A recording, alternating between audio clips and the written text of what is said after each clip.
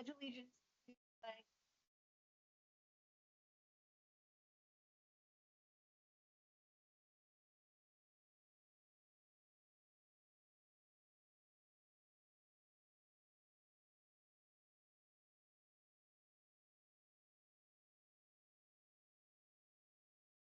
All righty.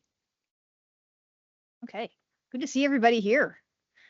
We'll start with the review of the agenda. Trustees, were there anything on the agenda that you thought required our official attention?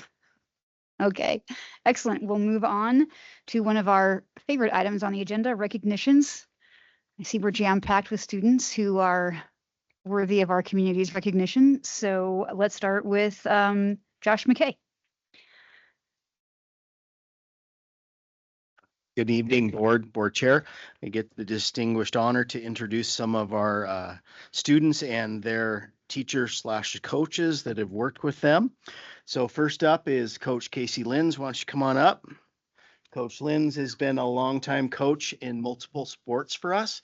He's the Bruins golf coach and done a lot of work with a lot of kids, and he has someone special he's going to talk about tonight and recognize him and his team's accomplishments. Thanks. Hi, good evening, everyone. Tonight we have the privilege to recognize one of the finest golfers to ever represent Capital High School, our state champion, John Gilbert.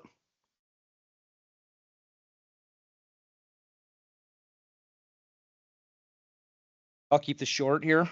So golf's a game that demands patience, focus, and mental toughness. It's not just about how far you can hit the ball. It's about how you respond when the pressure's at its highest. And this season, John showed us what true composure looks like. At the state tournament, John found himself in one of the most intense situations any golfer can face, a playoff for the championship. For 3 extra holes, he battled shot for shot, refusing to back down. Every swing, every putt, every decision mattered. When it was on the line, John delivered. With the poise and confidence beyond his years, he sank the final putt to win the state title and become only the second male golfer to win a state championship in Capital I history.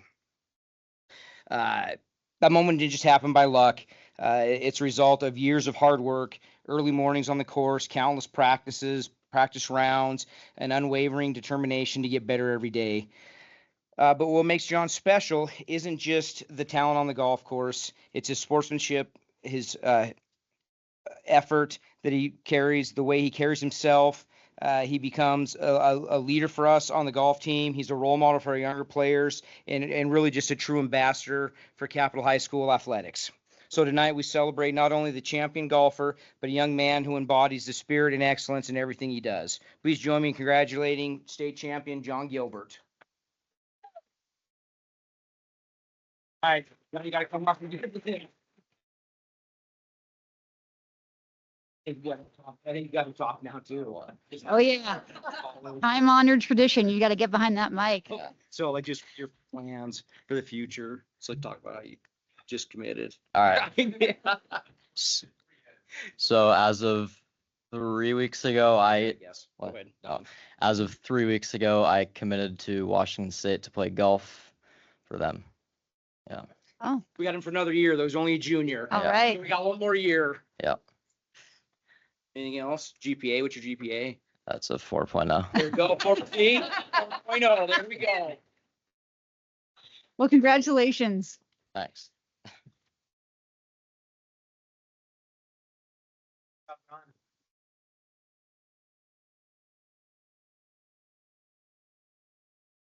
All right, Mr. McKay, I think. I was just going to say, it's probably harder to get behind that mic than it is to sink a putt for the championship, right?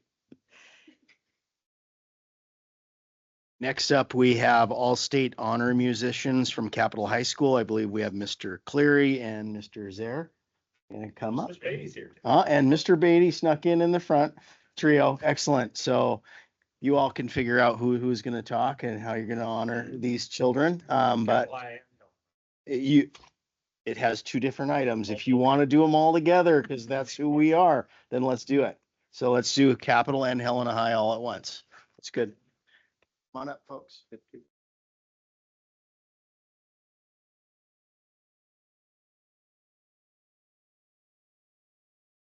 Thank you for the recognition, Board of Trustees. Appreciate it. We've done this a couple times, or I've done this a couple times in this capacity, and I like to be able to recognize these musicians because they have done a really great thing with this honor festival as a part of the Montana Music Educators Conference that starts tomorrow night. These musicians get to go to Great Falls this year, and they get to work with guest conductors and then perform a concert on Friday night. So they have a grand total of 2.25 days to get their music ready to go and then perform on Friday night. There's an all-state orchestra, an all-state band, and an all-state choir. All these folks had to complete an audition at the end of last school year. So they received their audition materials starting in February. They had to work on it for about 2 or 3 months. Then they had to record, just audio record an audition for one of their directors on a computer. They had to record the audition, submit it in June, and then they heard back at the beginning of August about whether or not they made the cut for the all-state ensembles. So that's the process that goes with this. Am I missing anything, guys? No. Okay, so should I just read everybody's name? I guess I can do that. I'm not 100% sure who all is here, but the Helena High crew is what I have at the top here. So Leah Leonard, I don't think I saw. Aiden Hinson, Nadia Balatsky, Brady Lay. This is our Helena High. That's our Helena High choir, and I know Ellen Assett's here, so come get your certificate, Ellen. And as I reminded my students, the seniors have to be ready to talk here in a moment, so be ready. From the Helena High band, Eliza Loveland, who I did not see, Jacob Lighthizer. And I know that these two are on their way because Isabel Ward and Elliot Cleary are making their way away from the cross-country pre-meet dinner. So they're on their way here. But Freya Elias is here, so Freya can come on up. That's the All-State Orchestra from Helena High. And then from Capitol High in the choir, Lydia Marshall. Yeah, come get your certificate. Aiden Lightfoot and Andrew Granberg. Yes. All right. I think that. I don't know which one. Here we go. There's your 2 certificates there, guys. All right. From the Capitol High Orchestra, Claudia Cook is not here, but Vivian James is. And then Mr. Zaire snagged the certificate for Thomas over there. So Thomas is also from the Capitol High band end of things there. So it's a big group and it's really exciting. We're all going to get on a bus tomorrow afternoon and go spend a few days up in Great Falls. So it'll be a wonderful time. All right. Seniors, whoever wants to go first gets to come up.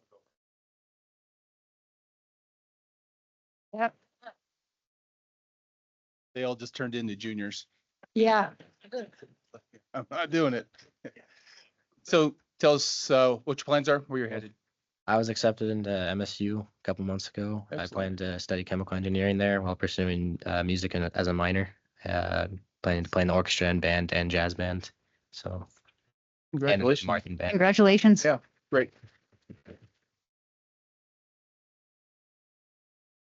I'm Vivian James. I will apply to a number of schools come November.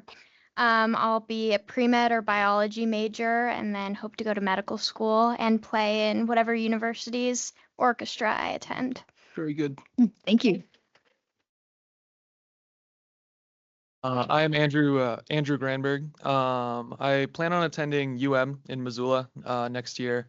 I'll either be majoring in environmental science or some sort of biology, and I'll definitely be singing in the choir as well. Excellent. I'm Ellen Assett, and I plan to go to the University of Oregon and double major in neuroscience and vocal performance. Oh, nice. I'm Aiden Lightfoot, and I haven't committed to a college yet, but I'm thinking of doing some electrician work or some fixing stuff. Yeah. I'm Freya Elias. I'm applying to a variety of different colleges, and I'm thinking of going into music education. Congratulations.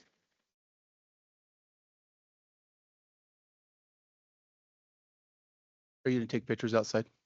So I would remind students, once you're done here and once we move on to the next agenda item, once you leave, Ms. Lassiter is over here in the corner, a communication specialist. She'd love to get some photos of you and put them on our social medias if you so wish or you allow. And so you could follow Ms. Lassiter out at any time. Or you can stay too. The rest of the board meeting's going to be riveting. It'll be thrilling. All right, it looks like, well, we'll let the notables file out. What's that? We'll let those notables file out, and then we have a presentation from HEF. Ms. Liepart? For our guests to go get photos, just housekeeping, make sure, remember, we're not on the owl for the mic. The mics are hot in front of you, so blue light needs to be illuminated when you talk. We kind of switched that up on you between committee meetings and this meeting, so just a reminder. Thank you. All right. I'm gonna read you a story. That probably would be more interesting. I'm Becca Liepart, and I have stepped into Lisa Cordingley's role as the executive director at the Helena Education Foundation.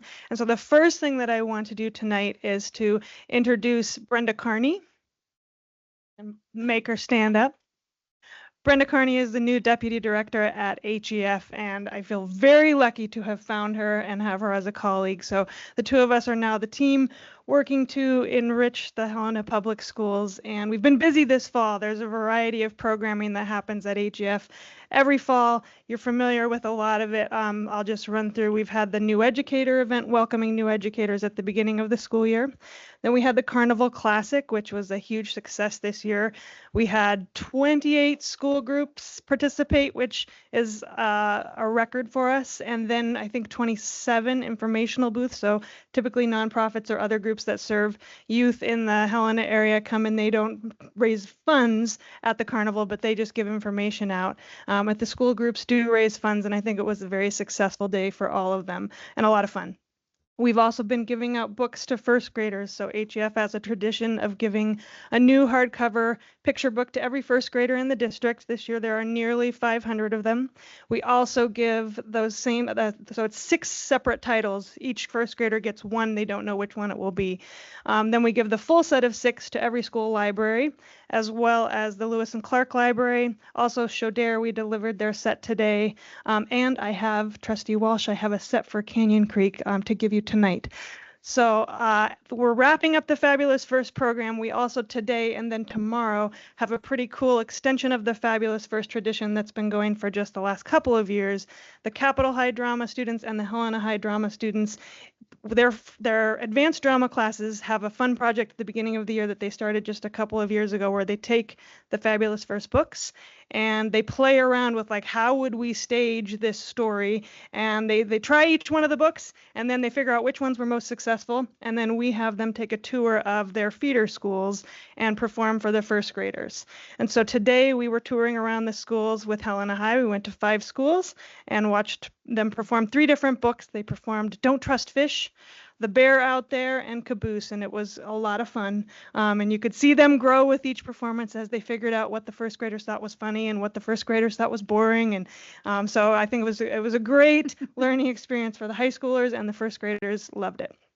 So wrapping up with Fabulous Firsts. The other fall thing that I want to mention is Great Conversations, and we would love to have all of you at our Great Conversations event on November 19th. It's a Wednesday night, and if you didn't already receive one in the mail, or if you want one from your friends, I've got a few, I have them right here, brochures. So this is a fun event. We have 34 tables, a great variety of topics, and Trustee Satry is one of our table leaders, so you'll have to check that out if you haven't already. And let's see, at Great Conversations, we will be recognizing 9 educators. So every year we use that opportunity to recognize educators. We call it our Let's Talk About Great Teachers Award. And this year we'll be recognizing 9. I can't tell you who they are because they don't know yet. And we will be surprising those teachers next week, working on that schedule right now. But as soon as I've got it solidified, I will send it out to all of you so that you're invited to help make those presentations. And I will say, I think I can let this one out of the bag, that we are recognizing Barb Ridgway as one of the Let's Talk About Great Teachers, and we let her know that at her luncheon at the at Lincoln Center here.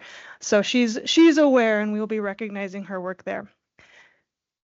Last two things, grants. We had our first grant cycle. The deadline was Tuesday, September 30th.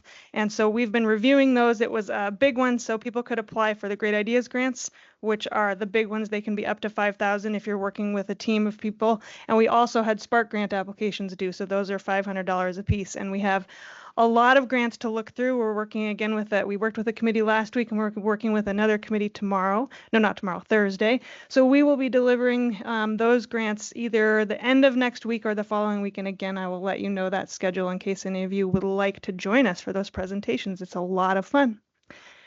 And the last thing I'll say is that last fall at around this time, Helena Education Foundation received a grant from Boeing called the Steamrolling into Helena Schools grant, and it was to bring Legos to do all sorts of STEAM activities, hands-on STEAM activities in the K through 6 classrooms. And we got 6 pallets of Legos delivered last January. We had a variety of professional development that happened in the spring and then again in June for the librarians and science teachers and elementary school teachers. And they're finally in the classrooms. And I just want to report that that's exciting to see that the teachers are starting to use them, kind of work out the bugs, what works with kindergartners, what doesn't work with kindergartners, that kind of thing. And so hopefully I'll have a little bit more to show for that soon, but it's just getting rolling and that's exciting. So thank you very much for your work, and I hope to see you at Great Conversations. Thank you. Thanks for all your work. All right, Mr. Welts, your report is up next. On that, this is a good segue. I can tell you that after having my grandchild visit here from Germany, I can tell you what works and what doesn't work with Legos with a 5-year-old. A lot doesn't. All right, so recognitions, we're going to change up also my superintendent report. I'll have in here the bond update or a construction update. We're going to do that just for this month. We're going to roll that back into items for information, so it's on part of the board agenda. It's been a little slower, not that it's not busy, but it's been a little slower in terms of construction and bond, but it's picking up and evident today of some of the work that we've accomplished and moving forward. So we'll talk a little bit about that. Some have already been in my superintendent recognitions already been talked about tonight. And then I believe that our student reps will also have some of this, so maybe they can add on. But remember, we'll go through recognitions, new business, bond updates and construction updates, and then we'll also talk about a little bit about the outreach. It's hard to believe, as I was talking to both student reps, we're already in midterms. We're 1/8 of the school year completed. It's hard to believe. I think I remember saying that last year, and about the amount of work that we've already accomplished here in just a short period of time. But we're moving through pretty quick. I heard Brock over there say, I wish it was at the end of the year, not just 1/8 over, right? It goes quickly, Brock, I tell you. We heard earlier, but our chief of staff, Barb, officially was done in the first week of October. I think we've said she's been on this tour for quite a while. We've said it over and over again, but it's really now official. And a lot of those responsibilities have moved on to the rest of the team here at Lincoln Center. So I wanted, recognize Barb in her 49 years. I keep saying 50, but she corrects me. It's 49. But I also want to recognize those that have adopted and taken on the other responsibilities that Barb possessed and did so professionally here in the district. In the fall, there's a lot of recognition. And so I have 4 of them or 5 of them here. It's IT professional Gary and his crew. It's Coaches Day or Coaches Week. And a lot of times we'll just run it into the whole month, but we talk about just coaches, not only in athletics, but academics as well. And so I want to recognize and the important relationship that our coaches have with our students. It's a really important part of especially our middle school and high school, just that connection with something other than academics. It's not always for academics in schools. It's the other things that get students to school. And a lot of times it's the coaches that do that. So I want to recognize them. Custodian Maintenance Appreciation Day or month, if you will. And then truly October is recognized as the whole principals month, and they take it all. And so we appreciate them as well. And I know that Barb or Josh and Justine have some events scheduled up for our principals. I also wanted to thank Becca and Brenda HEF for what we heard about today, Fabulous First and the Act Two. Really a cute theme around acting out those books.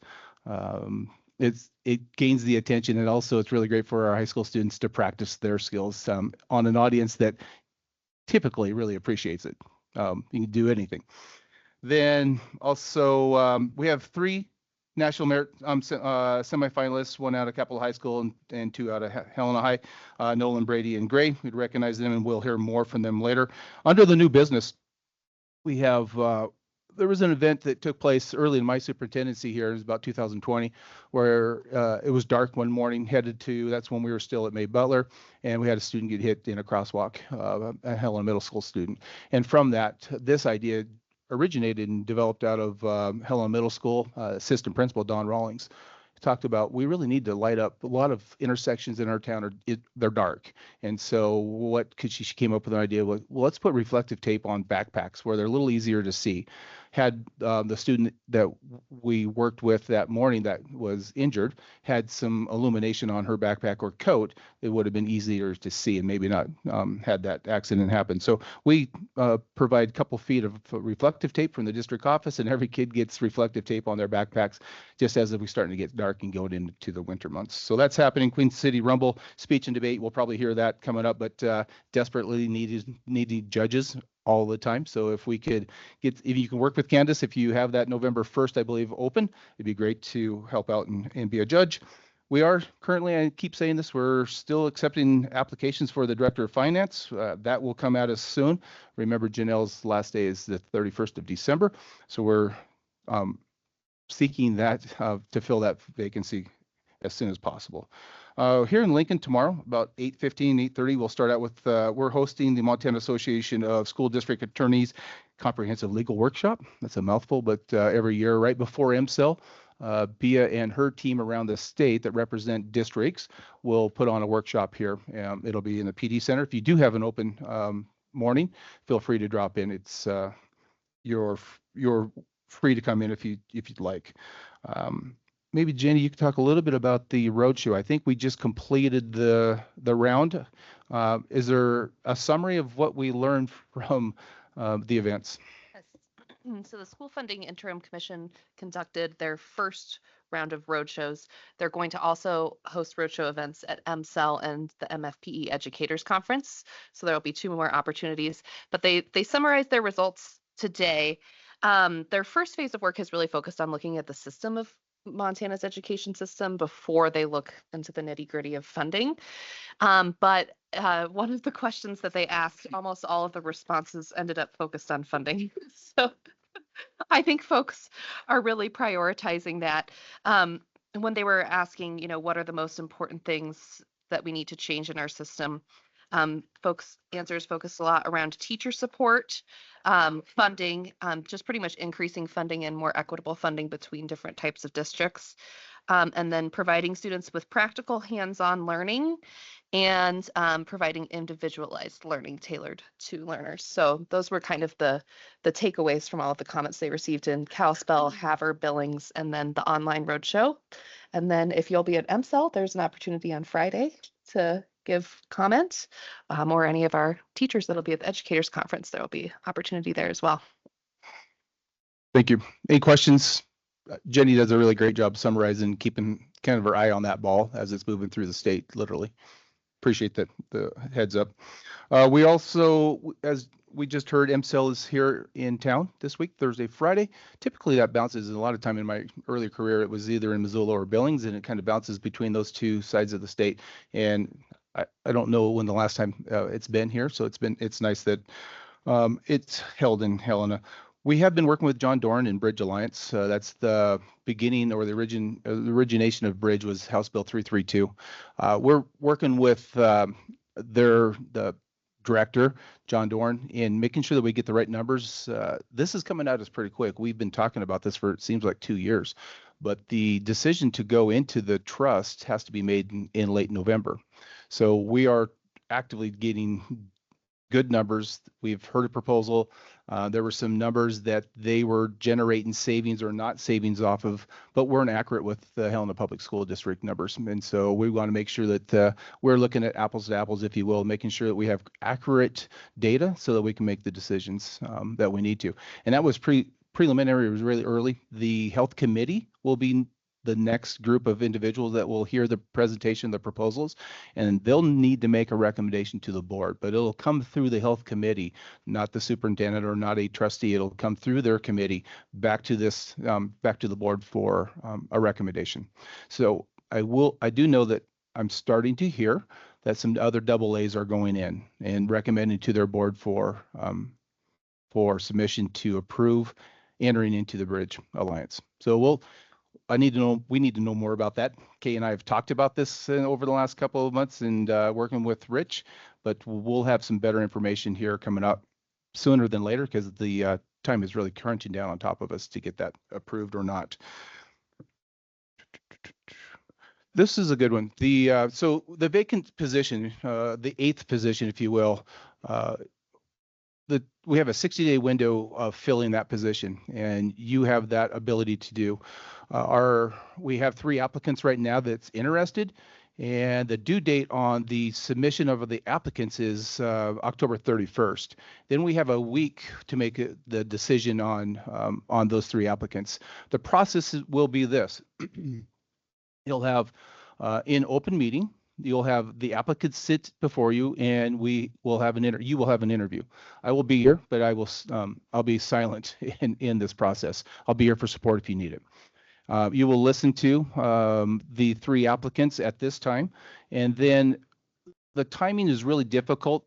I really want our trustees to be in front of the applicants, but we have a lot of people traveling that week. And so we're going to do this in 2 rounds. We're going to have a round 1, if you will, or an early interview, and that's going to take place October 24th. Remember, the applications are not due until the 31st. So we have 3 people currently that are interested in becoming a trustee. We will interview those 3 prior to the deadline. We will wait through the deadline. If there are other applicants, we will host another interview, but some of that may be through Zoom because a lot of you are out of the district, out of the state. And so we will make that work. And then you will make a decision. You'll have the information from the 3 earlier. If there are others that we need to interview, we will do that on the 7th. And then you'll make your decision in public on the 7th. Candace will send this to you. But I just want you to know that it seems a little different, but the reason why I'm doing it early is because I want you to be in person as much as possible while we have 3 people that are donating their time and interest and giving themselves to the trustees, and I want you to be in front of them and not behind the screen as much as we possibly can. There's some point we're just going to have to do a Zoom if it goes even further than that. Fair enough? So that's where we're up to with the trustees. Well, we've talked about this as part of our draft priorities that Justine, Dr. Alberts, and Mr. McKay are working through to review. We've reviewed programs, and we said we're going to review another one this year, and that's our Gifted and Talented program. So we're working with an individual that's an expert in Gifted and Talented. We're going to do a program review. That gentleman's name is Dr. Plucker. We will have more information coming. I just wanted to give you a heads up that we said we were going to do that work. That is starting. We're working on a contract to get him present, either in person and or virtual, as they do a review of our programs. Yep. And we had a shelter in place at Smith. We had a report, we had a report that there was someone walking around with a gun in that area. I found out it was on the southeast side of a hospital walking towards Montana City, which was further away than we thought from Smith Elementary, but we didn't know that, so we put a shelter in place. Remember, shelter in place simply is students can't go out. We monitor everybody coming in, but business as normal. That's different than a lockdown. Lockdown is you get in your room and you hide, right? This is shelter in place. We still were doing business as normal. We just were not letting people in and out until we can verify what the threat was on the outside. And we were working with Helena PD as they were going through that investigation. So that's what that did take place yesterday. And then count date is the first week in October. And so Mr. McKay's Mr. Myers working diligently on finalizing our numbers which is really dependent upon our budgets, dependent on our A and B or our count. I have two guests today, and this second one we'll have Bridget Ekstrom with D.A. Davis come up. We'll talk a little bit about bond, the construction projects. So at this time, Bridget, if you wouldn't mind stepping up, and Gary, I think we could probably post that timeline. We had a more in-depth conversation in budget and finance this morning with Bridget and our committee, but we really wanted to show the timeline in which kind of the bonds and the our finance team will meet. This is in conjunction with us selecting professional services right now, architects, and so this is going on congruently. It's all yours, Bridget. Okay. Good evening, everybody. Chair McKee and trustees and administration. Exciting to be here. We are, Superintendent Welts and Janelle said full steam ahead. So we are full steam ahead. We've had a lot of meetings in the last couple of weeks and more to come. So the schedule above has quite a bit of fine print to it. The yellow highlights are when we have board meetings and regular action items. Tonight's just informational only. The green highlights are our bond finance committee. So you'll remember at the September 24th regular board meeting, we adopted a resolution that named the bond finance committee that gets to have all the green meetings in between board meetings. So it gets to is the key word there. So we are in one meeting into that. And then we also met as the budget and finance committee, just as an update to that group as well today. So we're moving full steam ahead, getting to the point on November 20th on the schedule where we'll be offering the bonds. So we're putting together a document that kind of looks like this, really nice and thick and great reading material before bed if you're having trouble falling asleep. So it's a long document. So we're preparing that. We're going to present that to purchasers of the bonds.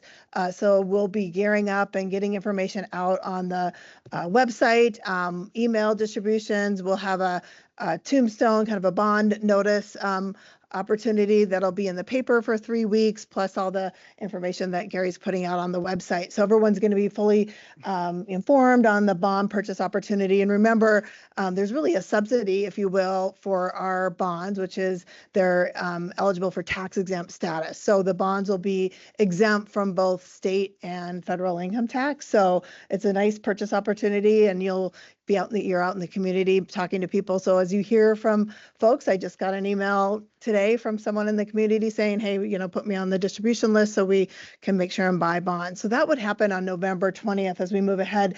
Before that, we're going through the bond rating process. We'll get a credit rating so that the bonds are marketable to banks, insurance companies, other institutions, mutual fund companies. So we're out with a big net, just capturing as many different types of investors as possible. But primarily, we really want to focus on local investors and making sure people know. So you'll have an opportunity to get the final version of something that'll look like this. It's a bond notice that'll go out to the community, and it just states, how do we buy a bond?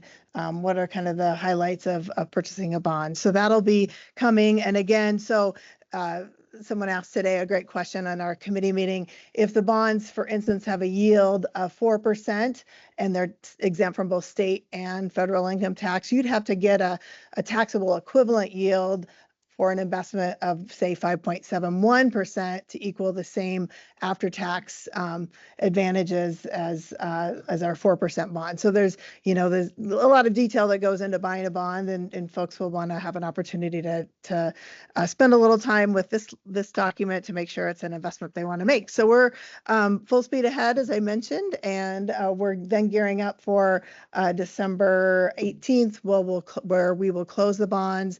The proceeds will come into the district's bond fund and be available to make payments to all the other participants in the project. So we are feeling really good about where we are. Any questions? I know, yeah. When are the numbers set as far as what you're offering to the purchasers? Is that already been done, or is No. Yes, so that is, so we will, the bond market changes every day. So the Fed met September. We'll have another meeting here by the Fed in October. So we will not set that rate until November 20th when the official order period happens. And so we have a couple of meetings up on the schedule. November 10th is our next kind of official look into where we expect the rates to be based on the market at that time. That's after the Fed meets the next time here in October. So we'll have kind of up-to-date numbers. I think there was some talk today that still looks like there'll be maybe 2 reductions in Fed rates this month, or this year, which will help us get lower borrowing costs. So that'll be November 10th. We'll take a look. November 19th, before the offering period, we'll have another update, and then officially we'll know on November 20th.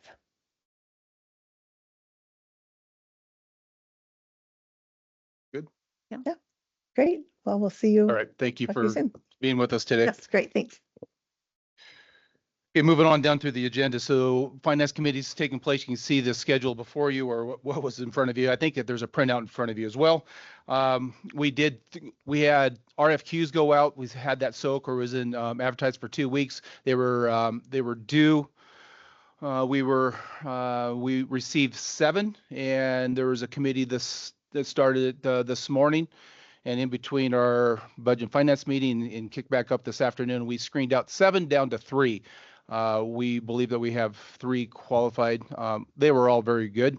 We've got now 3 that we'll invite back in 1 week for interviews. And so that was just for the Helena High side. We're doing the same thing. It's 1 week staggered on the Capitol, and it's 2 weeks staggered on Kessler. And so we're stacking them up.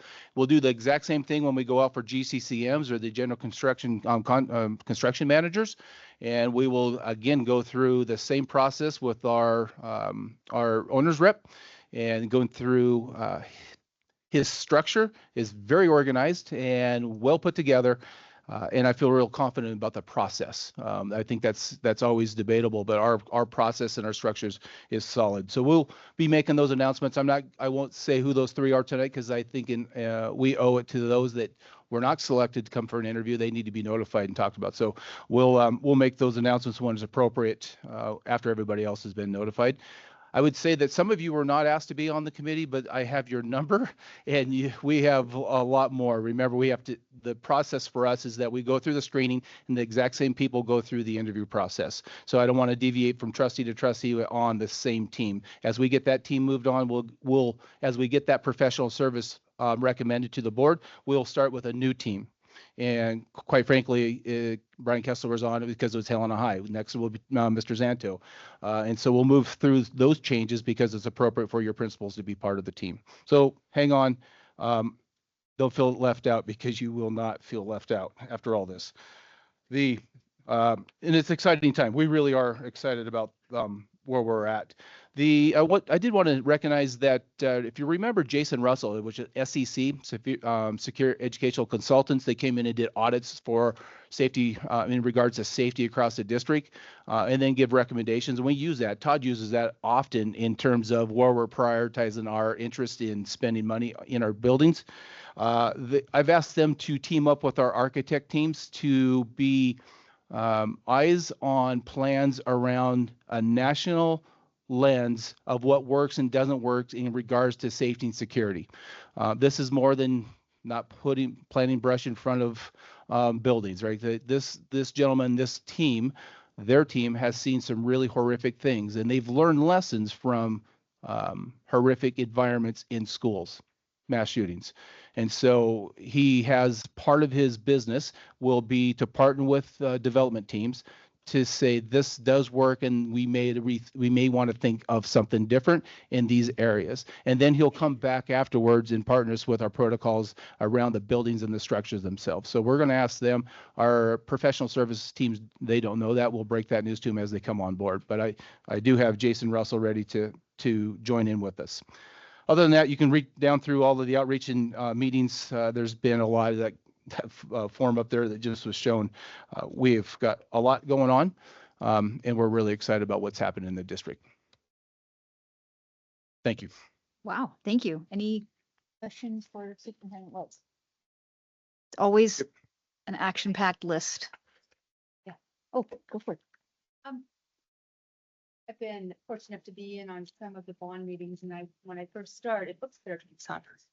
When I first started, I heard a lot about an owner's rep, and I was like, what is that? So I'm wondering if the rest of us need to know and how important the owner's rep is to the whole process. Well, one, it's a significant investment for the district. I also say it's one that, as Todd and I venture through multiple projects, $1 million at stake, we need individuals or owners rep that can be responsible for protecting the district at all times, right? We still, Todd and I and our team, have a district to run. We have a $100 million budget. We have nearly 8,000 kids and nearly 800 employees. We have responsibilities to our district. We don't have a large team to manage projects of this magnitude. And so it is not uncommon for all AA's and A schools that have significant projects in their district to have an owner's rep that is involved in every aspect of the construction. I would say that in this first month, we have had his structure, or our owner's rep structure, help us through developing rubrics, sending out RFQs, knowing state law that would have taken Todd or I a long time to get caught back up. This is their nature. This is what they do for a living, and they're professional at it. So I trust the system that they put in place, and I know that what it does is it protects you as a district, us as a district, from over expenditures, managing budgets, safety and security. It's everything that they do that the district should be doing that we may not know because that's not our business. Fair enough? Yeah, actually, I've had the opportunity of sitting in on some of that, and they're very impressive, and it's obvious that they're going to save us money in the long run. But I thought it was just good for people to know, that there is an overarching professional that is working on our behalf. Any other questions or comments? All right, well, thank you. All right. Now is the time for general public comment. This is the time for comment on public matters that are not on the agenda. Public matters do not include any pending legal matters, private personnel issues, or private student issues. Please do not attempt to address such issues at this time, or you'll be ruled out of order, and the board cannot enter into a discussion during public comment. Is there any in-person public comment? Feel free to come to the mic.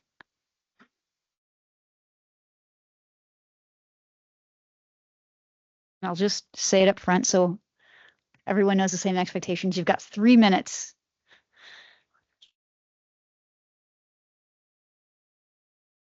Good evening. First of all, I want to commend the board for its leadership in the school bond issue. It just makes me feel great that I live in a community where there is support for the public schools. And so I thank you very much. I want to first give you just a little background before I get into the main point of what I want to say, and I don't want to go over your time limit. But I figured out today, I don't know why it took me so long to do this, but it's been 45 years since I was last as a teacher in the classroom. Now, I know you're looking at me and thinking, well, how can that be? He doesn't look like he's 45, but 45 years. I came to Great Falls, Montana in 1959 after teaching my first year in Goshen, Indiana. And I taught in Great Falls until 1980, I think it was. That when I came to Montana, the population of the state was 6,800 people, 600,800 people, residents, and the teachers' salaries ranked 17th in the nation. Lately, there has been always the thing, oh, we have to have more people, we have to have more people. We got more people, and we're now over 1 million people. And the latest figures I found, teacher salaries are now 34, and beginning teachers' salaries 36. That is not progress. I am very defensive. I think all the years I taught, we had good support for the most part for public schools and public education. And I taught with some absolutely wonderful, wonderful men and women who were creative and did a good job. My bias is this. I've been reading, one of my goals this year was on Talking Books, was to read a biography of every president of the United States. And starting after, well, a little bit before the Civil War, they were talking about the need for federal education because they needed schools for the students, the citizens, to be educated for a democracy. And as far as I can determine, Rutherford B. Hayes, and I think he started in 1983, was the first president to recommend that there be federal aid to education. And it took years before the Murray-Metcalf bill passed for the education, elementary education, secondary schooling. So there we are. I have been, well, I'll try to be nice. I have been so upset by the lack of advocacy for public education in this state. It is absolutely, as far as I am concerned, criminal. Criminal in that it is robbing our future citizens, adults, from having the type of education they need to live in a democratic republic. And if we don't do something about it, kiss democracy and the republic goodbye. That's all I can say. Now, I was encouraged, and I'll have my friend Gordon pass this out. On September 27, my wife, because I'm legally blind, my wife reads the Independent Record to me. And there was an article in the 27th Independent Record about the Missoula School Board on the 26th adopting a motion to enter into a suit to sue the state for the lack of public funding, of adequate funding. And the article said that they would be contacting other school boards to join into that suit. And I think someone may have contacted the Helen administration about this. When my wife finished reading that, I said, I'm going to the school board. And I called the school to find out where the school board met. And I later talked with the finance person. And honest to God, what has happened to the school funding has become so convoluted. I don't know how anybody can make sense of it. So anyway, my purpose in being here tonight is I want to encourage the Helena School Board, when appropriate, to enter this suit against the state so that we get more funding for public education. We need it, and this future needs it. And so you may say, well, what's in it for me? There's nothing in it for me except this, that my great-grandsons and on may have the quality of education I had when I was experienced when I was teaching at Great Falls, and with the quality teachers that I had there. It was memorable experience, and I cherish it. And for just as an aside, if you think that as you leave teaching, you forget it, I tell you to this day, periodically, I have dreams about being in the classroom, not being prepared, didn't do this, didn't do that. And so it never leaves you. It never leaves you. And so I commend you for your leadership in the community. I commend you for what you're doing for the public schools. And I commend you for what it means to the future, not only of this state, but to the future of the United States of America. Thank you very much. Excuse me, sir. Could you identify yourself? Or did Can I identify myself as the last I knew, I was John, middle initial C, last name Board, B-O-A-R-D. And I'm a resident of Helena. Thank you. You're very welcome. Thank you. Hit 3 minutes at Rutherford B. Hayes, but you can't stop there. You got to finish that story. All right. Is there any other public comment? It's a tough act to follow. We do this every time, so if you just don't have your nerve, you can come back next month. Is there any online public comment? All right, we'll move on to order of business number 7, new business consent action items. Trustees, we've had a chance to look them over. Is there motion to approve the consent action items? Chair, I move approval of the consent action items. Thank you. We've got a motion. Is there a second? Second. All right, got a motion and a second. Is there any questions from the board? Oh, wait, is there any public comment on the motion? Is there any board comment or questions on the motion? Oh, by all means. Thank you.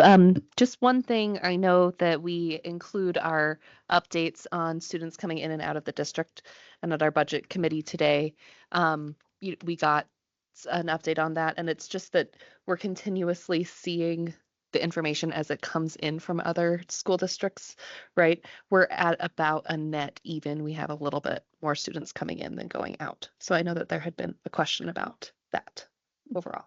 So just wanted to point that out. Thank you. All right, well, with no public comment and no, Trustee Armstrong? Oh, no, all right. Well, all those in favor signify by saying aye. Aye. Aye. Opposed? Motion passes 7-0. Items for action. Ms. Mizell, that would be you, policy 5055. Good evening. So you have 3 policy items before you for action. The first is policy 5055, leaves of absence. This is the second time that you've seen it, and it's been to the committee a few times for review also. This was to clarify use of sick leave and that it could be donated to a refundable fund. So at the end of the school year, if the person approved for sick leave donations did not need all those sick leave donations, they would go back to the donor for that donor to use. We also clarified use of bereavement leave for those not covered under a collective bargaining agreement. We did not want to take a benefit away from our independent employees, and so we clarified that in the event of a death of a family member, qualifying a family member, that they would still have paid leave available for them to use. So those were the changes in front of you today for leaves of absence. Thank you. Questions? Any questions for Ms. Mizell? I guess we'll take them one at a time. All right. Is there a motion for accepting the changes to policy 5550, leave of absences? Chair McKee, I move that we accept policy 5055, leaves of absence, as presented. Thank you, Trustee Satry. Is there a second? A second. Thank you. We've got a motion and a second. Is there any public comment on the motion? Any board comment? I just thank the policy committee and everyone for their work on it, on all of these policy changes, actually.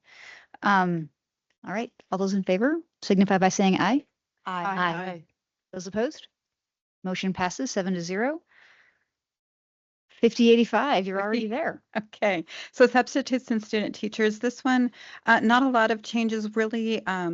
We had a paragraph, and what we were trying to do is separate those two sentences from one paragraph to two paragraphs to make it more clear how compensation would be paid in the event that for substitutes and when a classified employee might be called to serve as a guest teacher in our school district. So no language changes, just a separation of the two sentences to make it hopefully more clear on that compensation piece. Thank you. Is there a motion to approve the changes, small but important, to policy 5085? Chair McKee, I move that we approve policy 5085 as presented. Thank you. Is there a second? There's a second. All right. Got a motion and a second. Is there any public comment on the motion? Any board comment? All right. All those in favor signify by saying aye. Aye. Opposed? Motion passes 7-0. And last but not least, insurance benefits for employees. This, I'm not sure how this language flipped through for as long as it did, but we did want to correct it to make it applicable with the law that no medical examination would be required if an employee chooses to seek insurance. They can do so after the open enrollment period for a qualifying event such as death, marriage, birth, divorce, etc., loss of insurance, but no medical examination would be required. all right. Is there a motion on the change? I move that we approve policy 5051 as presented. Thank you. Is there a second? I'll second. Great. We have a motion and a second. Is there any public comment on the motion? Any further board comment or questions? Okay. All those in favor signify by saying aye. Aye. Opposed? Motion passes 7-0. And on to, thank you, Ms. Masil, and everyone for their work on it. You'll be back. Yeah, don't worry. Items for information. Mr. Welts, do you want to introduce SMA? I'll ask SMA, Tim Meldrum, to step to the podium, and maybe team or not, in this really special recognition. So Tim, will you dive into explain the process or okay. Thanks for being here. Got it.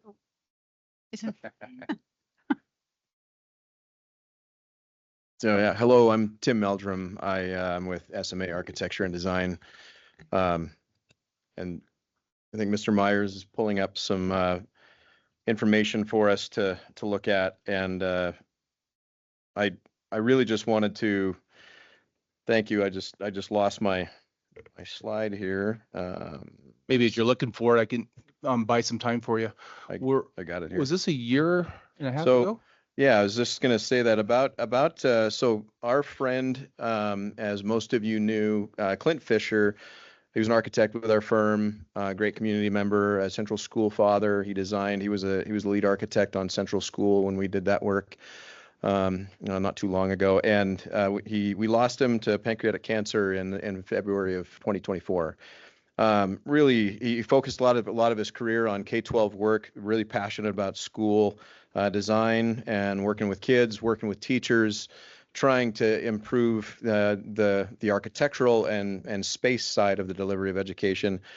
And not too long after he passed, we got into some discussions with community members about the possibility of maybe recognizing him in some way somewhere in the community. And it didn't take too long to kind of maybe say, well, what about at Central School? And it sort of sat for a while, and we started to develop a committee that took on a lot of different forms at first, but then eventually we landed on a committee of a handful of people that included people from the district and then community folks, family members of Clint. And we actually, so once it landed at the idea of doing something at Central School to basically memorialize Clint and his focus on education, we decided that we would actually create a competition in our office design competition. So we took entries from about 6 different teams of just our staff members to basically say, this is a great idea of how we could memorialize Clint at Central School experientially and whatnot. And we had a lot of great ideas come across the board, but the committee eventually selected one that really kind of landed at the heart of Clint's loves, both educational and outdoors. And so this quote or this description, and I'll focus on this Clint orange for a second. Clint always wore orange. It was his favorite color, and he seemed to always have it somehow show up in his designs, even in the smallest ways. And it was always the same orange. And interestingly, well, I'll save a little secret about this, but we kind of define Clint orange as a shade of orange that is warm and vibrant. This bold, lively hue combines the energy of red with the brightness of yellow, evoking the warmth and optimism of the outdoors.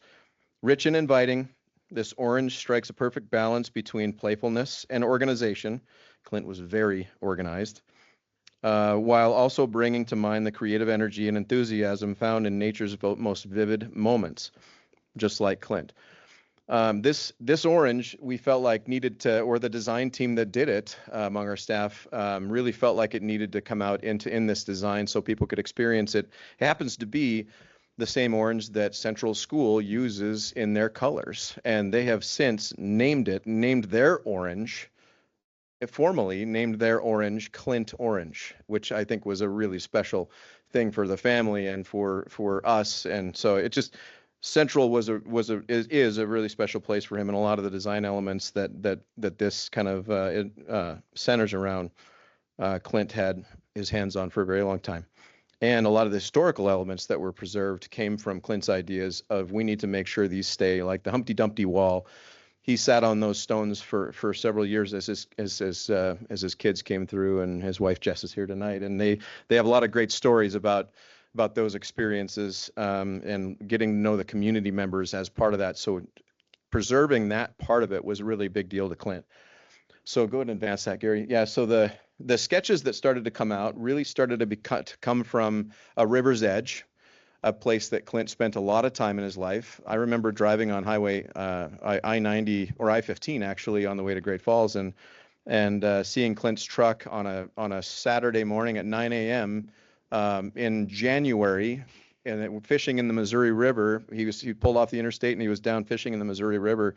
Maybe 20 degrees and lots of ice banks and everything, but there was water that was flowing and there was fish living in it, and he decided that he was going to go fish. But this was very important to Clint, and so a lot of the ideas that came around the River's Edge, and that started to come out in some of the design as just really just hardscape and landscape. We wanted to make it relatively simple to build, very simple to maintain, and utilize a space, and you'll see it here in a second, a space that is actually kind of readily available and underutilized at Central School. We obviously work to maintain budgets, but also create public space, and go ahead and go to the next one. The public space right outside the gymnasium there on the south end of the school, there's kind of that open area where there's bike parking. We really just kind of want to install some hardscape and landscape so people, parents, students can experience those areas better, just a little bit of landscape. Really, really simple design, but also, again, we want to put a memorialized plaque there that talks about Clint's story a little bit and what that meant to him. And again, go ahead and go to that next one. There's some more experiential views of how we see people utilizing this, and we want it to be for community members, not just Central School attendees or teachers. And go ahead and go to that last one. So these are kind of eddies, River's Edge and flow and eddies that kind of create these spaces where people can sit and either take a teaching moment or a learning moment, or during the summer they can be utilized to come out from the gym that's being used or something. Super simple construction, but we just, I guess more than anything, wanted to be able to sit and thank you for the opportunity to create this on school district property. Roger Davis from Langlis and Associates, who built Central School, is also here with me tonight, and some of his construction team. Actually, I'm going to let Roger talk a little bit about how they knew Clint and sort of their approach to this as well. Thank you. Yeah, to kind of piggyback on what Tim said, Clint was one of those guys that every school that we worked with him on, it wasn't necessarily just about the school or the students or the teachers. It was really about the community and how schools. Clint was very passionate about how schools brought communities together and created communities for the students, the teachers, and everybody that was part of the school. I mean, I've spent a ton of time at Central School for volleyball for my daughter out in that space. Man, we could sit out here, it'd be nice. It's a nice sunny day. Clint was always pushed to us as construction teammates of his to build something and be thoughtful of the community and how this school is going to give back to the community for the next 50 years. So it was really an opportunity to try to bring this to light, and exactly what Tim said. Thank you for giving the community an opportunity to put this there in Clint's memory. Something like this he would have loved, and it's just something that creates what Clint did in life and what he did for schools. It's going to be a great opportunity for people to see and bring to life there. We've talked through a lot of subcontractors and suppliers in the community, SMA, Langless, and the subcontractor team and the suppliers here in Helena. We're going to take care of the costs of all this, so there's no cost for the district to bear, which will be another great opportunity for community members to come and donate their time and donate some money to put this together and leave this space with something awesome for the district and the community. So thank you. And we are there's a lot of people that also want to be involved in helping us fund this. So there's an opportunity for folks. We're actually creating a Clint Fisher Foundation. We want to try to elevate this in such a way that it's not going to be something that is, we don't see it to be something huge and enormous, but for the family members, we really just want to recognize Clint's legacy around scholarship opportunities, maybe even teaching and training opportunities around fishing or outdoorsmanship. We really just kind of want to bring that forward and make sure it's well known in the community what he meant to us. And so there are opportunities for additional funding as people want to for this or future opportunities. Any questions that we can answer?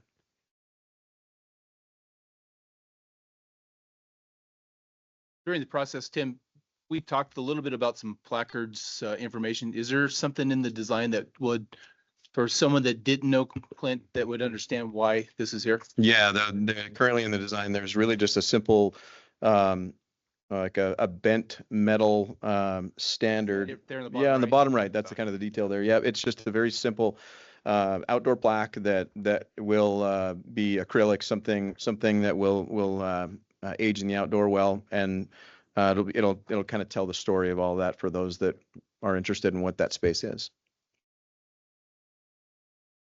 Well, thank you very much. Thank you. I'm excited for this. I step in for just 1 second. Clint was my neighbor, and it's still very hard to talk about him in past tense. And my kids were at Central, and when buildings are old, they just were always there, and you don't think that they were the work of some one person. And in this case, a person who loved Helena and loved education. I'm so glad that his identity will be attached to it. So I'm really thankful. Yep. Thank you. Trustee Mickey. Thanks, Tim. Oh, yes. I just also wanted to add, I was the chair of the facilities committee when we started our facilities master planning. And, not only did Clint Fisher have a big impact, obviously, on Central School, but the fact that we just got 2 bonds passed, and he was the ground floor of that, and getting Helena on board and getting things going. And, not only do we have a Central School, but, we have a school district that is putting up buildings that are going to serve people for a long time, and Clint was at the heart of that as well. Allie did a great job picking up the pieces in the middle, and we're happy, with everything the way it came out, but Clint was very instrumental in that. Thank you. Trustee Armstrong. I just want to say that I feel like 2025 has been kind of an inflection point for this community, even though things seem a little perilous outside. Just by remembering a vibrant part of our community that truly loved taking care of our next generation. It's just really heartening because Helena this year, despite all the challenges, is choosing to cherish. each and every member of that. And so I hope we can just keep moving forward that, honoring Clint and 3 new schools that are really gonna just say, as adults, the hope we have for the next generation of Helens. So thanks. Thank you.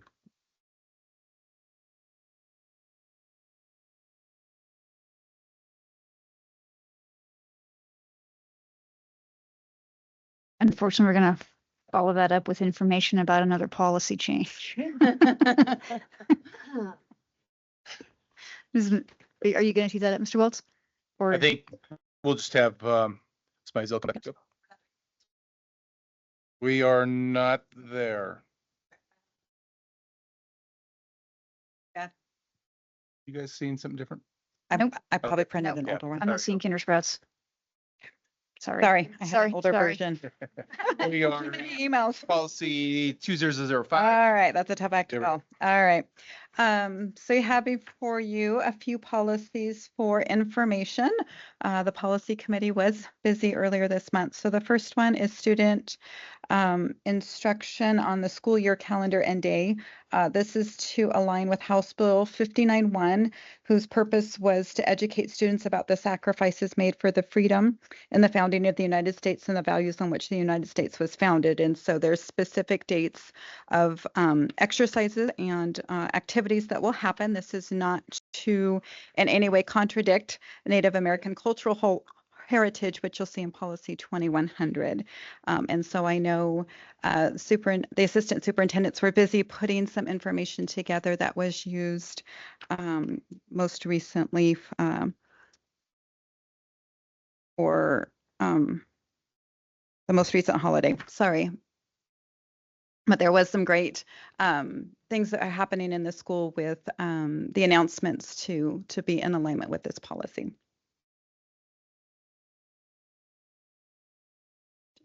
Any questions? Yeah, Trustee Armstrong. What is the Pioneer Day associated with? Have we had that in the past, or? November 1st, Pioneer Day. Are these all, I'm just asking a clarifying question. These are all in statute. And it was just the only one that we added was Freedom Week, right? So these were all of the holidays that you see listed: Lincoln's birthday, Washington's birthday, Arbor Day. Those were all added instead of just being noted in law. They wanted them specifically pointed out. So those were all added in addition with Freedom Week, which was the last full week of September. Okay. Yeah. Thank you.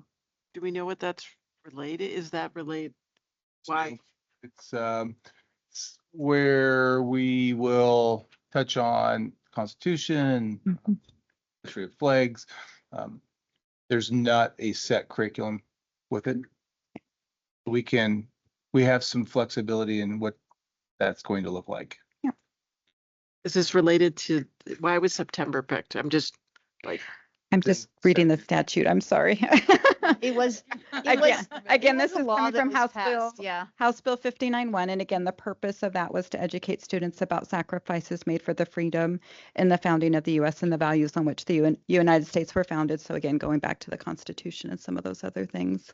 I don't know if our student reps putting them on the spot if they remember anything specific being discussed.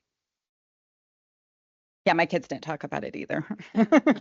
It did happen, though. It did happen. It did happen. I can confirm. I can confirm as well. Remember, this is Ms. Ridgway did a great demonstration prior to her departure. right. It just started, so Yeah, it give just us a little started. grace. Yep. Figure it out, but it Mark said go. It was, I think, first read 10/14. Past last session. So as we develop our the implications of laws passed and how they are applied in districts, every district is now working to solidify the processes, the curriculum in which the decisions were made, and how it's handed down to schools. So we are working on it. We still have some work to do around that.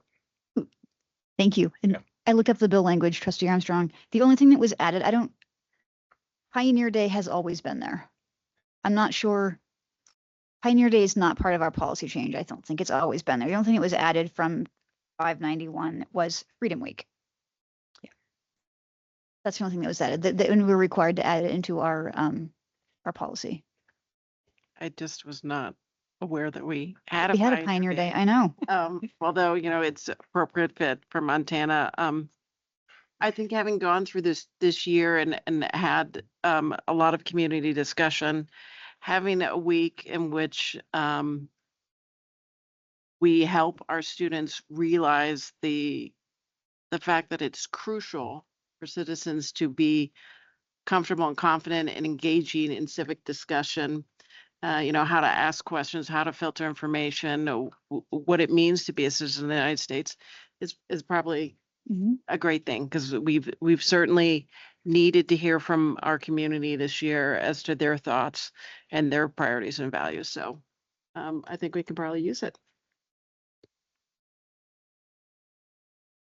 Agreed. Quick question. Yes. Superintendent Welts, will you just update us as you decide on what the appropriate exercises are? Yeah. Fabulous. Okay. And we can give you an update of what took place and where we're going from there. Yep. You can. It's not necessary. Looking for my lifeline. Yeah, like you said, this was a new law that came out late for schools to readjust curriculum offerings, pacing, scope, sequence, redo all of the social studies curriculums, things like that. Really isn't something that was reasonable to undertake, but schools did partake in announcements notifying them about Constitution, United States Constitution, the origin of Montana Constitution, meanings of what Bill of Rights is, and kind of those kind of level of things during Freedom Week. And I think particularly at Capitol, Zanto did some memorable things over the intercom to make it special and bring attention to the week and the new law. Thank you, Mr. McKay. Right. Oh, boy. More fun. Policy 2016. I really Oh, wait, wanted did you have a Ms. question about- Havilah to be here Sorry. today, but she respectfully declined, so. Do you have? Sorry. No, I you're was fine. lost in thought and I was like, wait, before we go on. Sure, sorry. I just wanted to point out too, something that was really emphasized and a lot of awareness over in the policy committee was the timing of Freedom Week and where it fell in conjunction with our American Indian Heritage Day, which happens to be the fourth Friday of September. And so there's potential for both of those to run together, with Freedom Week being the week. And then we're having the one specialized dedicated day for the American Indian Heritage. So we just wanted to make sure that there was, some understanding that we are still going to be making sure that we are celebrating the American Indian Heritage Day as we have in the past, and with as much passion and empathy as we have in the past. So I just wanted to bring awareness, because may not have noticed that those fall in the same timing, but we wanted to make sure everybody knew that we would take care for both. Thank you. Thank you. Okay, human sexuality and identity instruction. They attempted to clarify the language in the law to make it more easy. I'm not sure that goal was accomplished, but what you have in front of you is a revised policy to go with House Bill 471. They revised the definition of human sexuality so that it was hopefully more narrow. In the prior definition, class discussions on Romeo and Juliet could have prompted a notification to parents. And so with this new definition, it states that instruction has the goal or purpose. And so it's not just conversation, but it's curriculum that has the goal or purpose of human sexuality topics. So we're hopeful that will limit the number of notices that need to go to parents, and really is in line with the intention of the law. The other piece was identity instruction. This is an opt-in, not an opt-out. And again, this is for curriculum that has the purpose of studying, exploring, or informing students about gender identity, expression, or sexual orientation. This does not apply to books or casual conversation. This is about curriculum that has that intent. And again, that would be an opt-in for parents, and we would require notification. Again, There was some language about the notification provisions. So it's 5 school days, but not more than 14 school days prior. And so there's a general notice that would go out, but then that secondary notice that would go out to parents to opt in or opt out as appropriate based on the topic, for them to have that knowledge and awareness. So that is the high level detail of this policy. Super easy to follow. Any questions?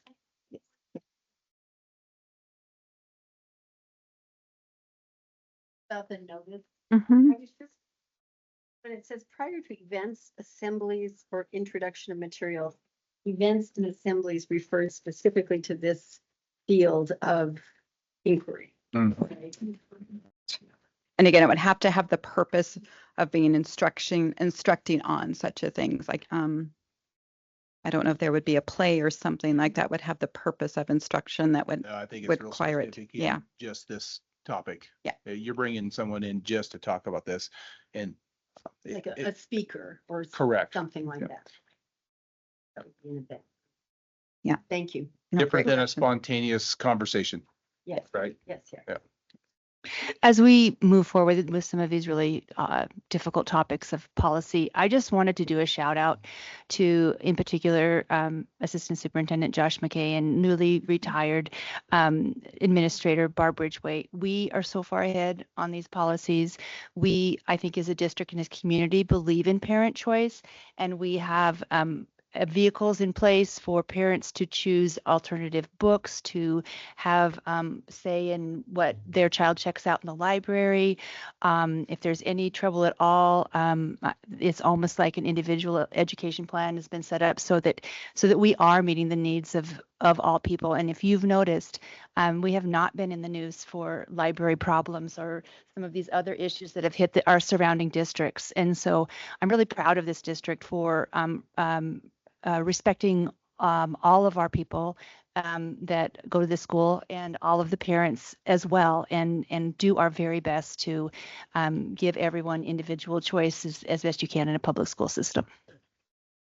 Thank you. I would echo the same thing that when we had legal counsel here with us last policy meeting, I forget what day that was, they're running together. We really, there's opt-ins and there's opt-outs. And I would say that Mr. McKay was like, okay, time out. What are we opting in? What are we opting out? And really discuss and find understanding, how does what has been decided on and how does that impact schools and around their processes. So Mr. McKay, Ridgway, and now Dr. Alberts is really working hard on making sure that our curricular needs match the bills, the laws in which what we need to operate through our our handbooks and our curriculum pathways. So there's been a lot of work around studying and making sure that, and that's really out of our assistant soup curriculum directors. I just had a clarifying question. So the human sexuality instruction is opt out. The only part that's opt in is the identity piece. Correct. Okay, thank you. Yes. Any other comments or questions? Yeah, for clarification, Mr. McKay, I think during the committee meeting, was it that we do not currently have any curriculum that falls within these areas? Correct. Yes. Yep. Yeah. Yep. And then also, if you just kind of want to touch on how our health classes are kind of maybe overlapping on this a little bit. So yeah, let's talk about that a little bit. So I'll give you a good example of where identity instruction is something where like a lot of kids would opt into that lesson in a psychology class or an AP psychology class when they're taking that field of study. And so then with that particular class or those classes this year, they did the general beginning of the year announcement to parents that this will be taught, and then they got to do the 5 to 14 day window on the opt-in for gender identity. Opt-out is for the human sexuality pieces or conversation around that. So then health classes, similar, if folks were to go into gender identity, that kind of thing, they would need to do the opt-in process, beginning of the year, let people know. And then right before, in that reasonable time frame before instruction starts, they need to go through that opt-in request. Does our health curriculum touch on sexuality? It does. So then sexuality for that as well. And it's an opt-out beginning of the year and then right before the 5 to 14 day window. It's best practice. Really, we've been doing the teachers posting the agenda of and or content that's going to be taught for the week for a long time in our high schools. That's our practice. That's what we expect for families to know what's going to happen even before that. So then these timelines are what they are. They need to be followed, but we really have been communicating as a district what are essential standards and lessons going to be taught in lessons as kids have gone through subjects. It is something we started strongly in COVID. It's part of our instructional frameworks, but that's what we try to do. So we're intentional about informing folks of what's upcoming for their children. I just want to, you kind of touched on it, but I wanted to just make sure I understand it. We don't have any instruction about gender identity, do we? We made this change because the state law requires us to change our policy manual, not we because have we're gender addressing. identity instruction in psychology. In psychology, is it in the AP class? I know I can't speak for certainty because you're asking me a detailed question, but psychology this week it was either AP or the regular psych Okay. at one of our high schools. The kids and the families that wanted to take that course predominantly wanted their children to know about this concept. So then the majority of the students in that class, vast majority, selected to opt in. It doesn't matter on the ratio to me, but that's just give you an evidence of that we're doing it correctly within the aspects of what's required. And then that's a component of that course for good reason. So then, yeah, we're compliant with it. And then our parents are impressed with our relational discussion around what we're teaching and what's part of this course. So it's very respectful and appreciated. Yes, Trustee Armstrong. So, Ms. Mazzell, you mentioned that part of this was to reduce the number of, and so is that because I always want parents to know, but I also feel like if you take government, you're going to discuss all three branches. And so you're obviously going to discuss judicial and you're going to discuss court cases. So is that helping with, or like if you're taking AP biology, you're going to, it's just inherent in the subject matter. So is it helping with that? Because I know for a period, it was quite the load, not only for teachers, but I heard from parents, like I'm just being inundated with so many notices. So our attorney talked about that a little bit. This law, I think, helped clear up some of those things on the rewrite.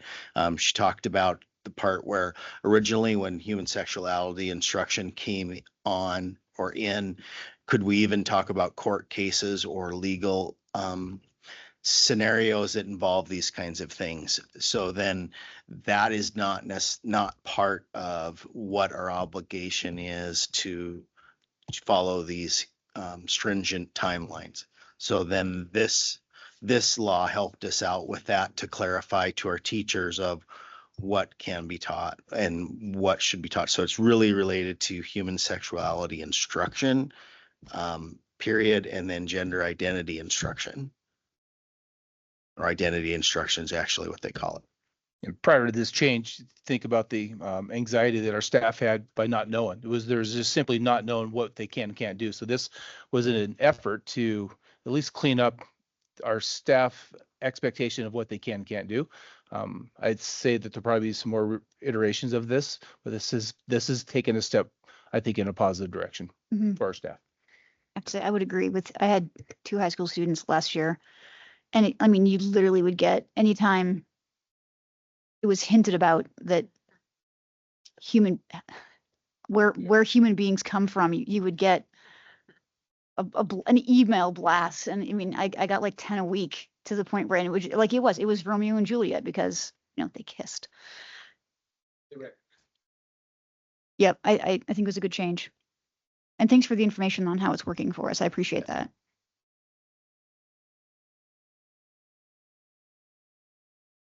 My life. Wow. Stick by. Yeah. Okay. So the next policy you have in front of you is recognition of Native American culture heritage, as Trustee Welsh mentioned. We want to preserve our commitment to that, and a small but significant change where instead of working cooperatively, it's working in consultation with Montana tribes. There was law change to add that additional emphasis that those schools in close proximity with Montana tribes will work in consultation when providing instruction and implementing education goals. We don't have any Montana tribes in our close proximity, but we still work very cooperatively and in consultation with our partners at Helena Education Alliance to ensure that we are have good education and good partnerships and meeting the intention of this.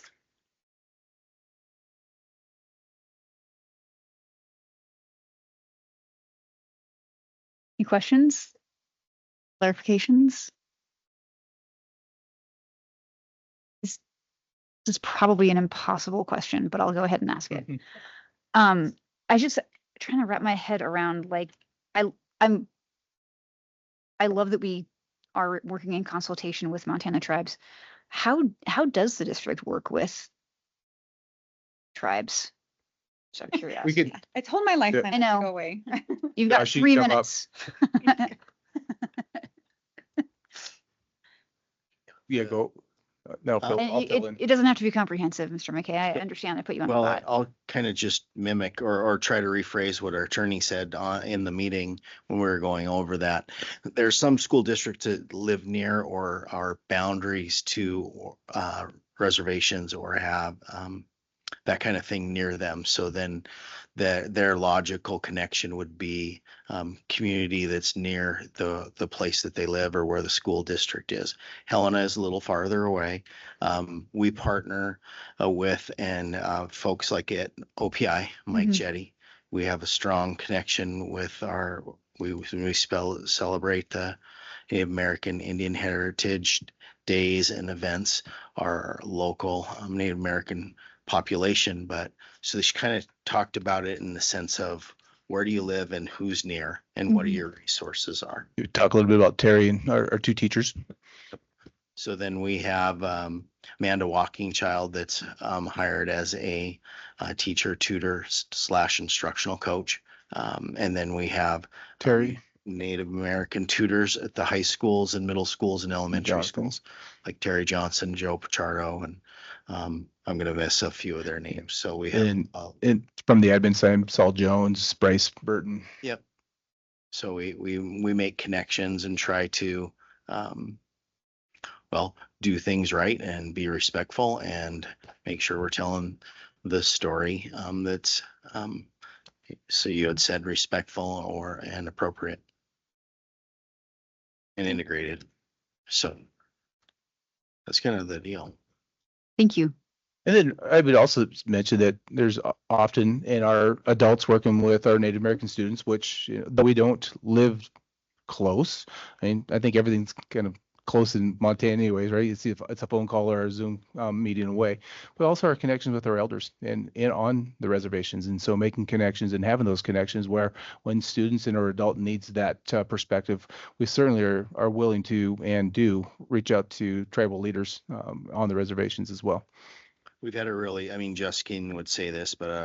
Justine would say this, we had some really quality and well attended and well ranked among teachers, professional development provided by OPI and partners that came in.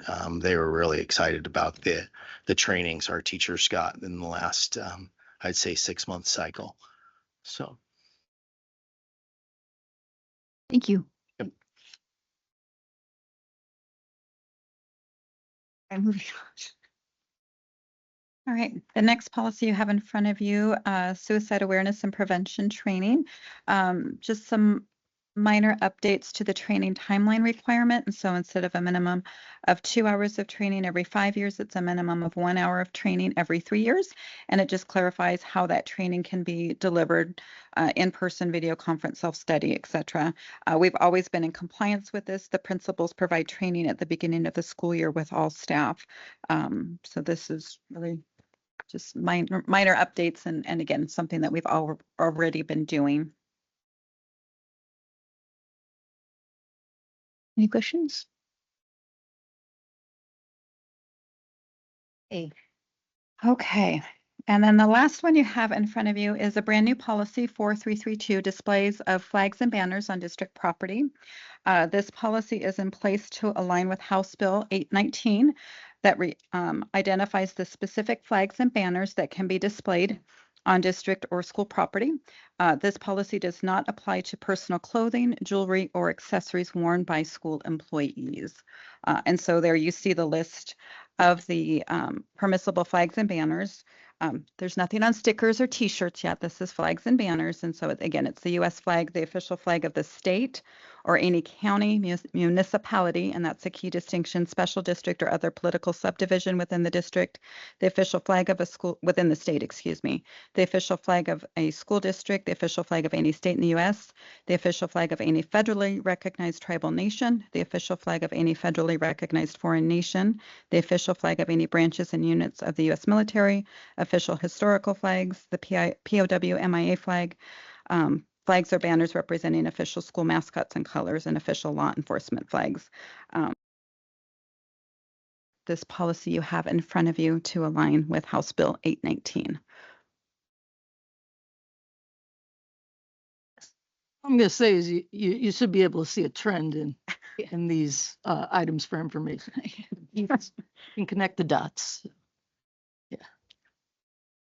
Yes, Trustee Armstrong. I mean, obviously, as a veteran, I understand the importance of flags, but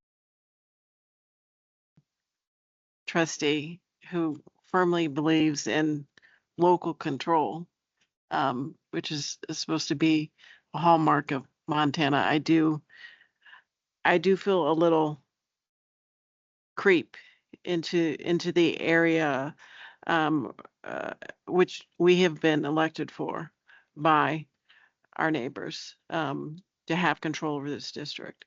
And we have a lot more one-on-one accountability with our neighbors than the state does. So I have mixed feelings about this because I think one of the hallmarks of being an American is that we are a melting pot, and that we have always expressed a wide spectrum of beliefs that reflect all the cultures and histories that we come from, and that when we start to narrow that, that's certainly not why most of us volunteered our lives for the country, is that we believe in our neighbors, and we believe in the respect of our neighbors. So I have mixed feelings. Like I can see it one way, and another way I can see that it's really important that we're able to fully do our jobs on our own. So that's it. I do want to just point out for this one here that it's specific to flags, not hindering the ability to portray or have available artwork, self-expression, personal, items and that sort of thing, right? So I think it'll be important to to note that excuse me, that this is pertaining to flags in themselves. So I just kind of want to add that just because I think it goes hand in hand with your comment as well, that there are still many other ways to express, our, well, no, I don't even know what to say, but I hope that kind of it kind of adds to your comment. No, I agree. When I first saw this, what I thought about was the pandemic, and that our ability to make decisions about the protocols that we took, and how that was queried by some citizens, and that inaccurate information was given from the state. But in the end, we bear the responsibility for our populations here. And so I actually thought of medical stuff more than I thought of that as well, because there's a whole bunch of stuff maybe coming down the pipe, and we know a lot of illnesses are on the rise, and we know there's just, we just want to keep our kids safe. And we just want to have the ability, I think, to keep our kids safe rather than the state who doesn't have the local data that we have and is not talking to the citizens making that choice for us. That's really where this is coming from. Any other comments? I just want to echo your concern about local control and what this policy reflects with that. So just thank you for saying that. I agree with you. The concern. It's Couple of things, two things on this. One is obviously the law itself is trying to make sure that some are appropriate, some are not, right? So the local control piece. I also want to bring out the fact that if you look at the second bullet, say this, the official flag, state of Montana, or any country or county, municipality, special district, and or others political subdivision within the state. If there's a municipality that adopts a flag, the state then can recognize that. Yeah, that's right. Yes. Yeah. So in the efforts of control or putting restrictions, guardrails around what it could look like, there's, you know, there's always another way around. It's just really difficult to, as you're saying, limit what can be done because there's other ways to go around, and we're hearing that as so. I say this because you think about the implication of what this does, and so we are managing that from a district perspective, and then it gets more complicated when municipalities are now adopting flags that aren't part of our community, and now we have to recognize that when we may not know about it, and so those come back up, and then my team has to manage those expectations and research it and work with council to make sure they're appropriate. Follow me? Yeah. Yeah. Yeah. And I mean, and And how impactful is this to our staff that we've heard so far? Has this been anything that's actually been enforced in classrooms or other public areas? I think we are still running off of kind of the expectations of what the last couple of years look like. And so this is evolving.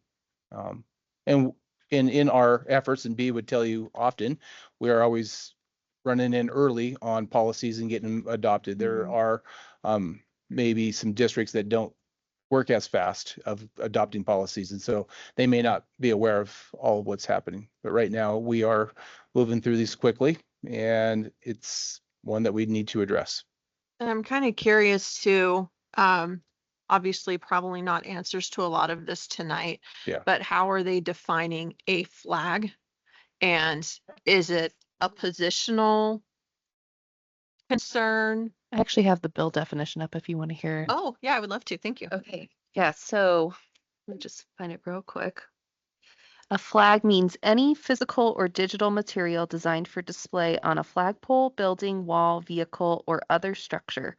Flags typically serve as symbols of identity, allegiance, recognition, commemoration, or advocacy, representing nations, states, political movements, or social causes.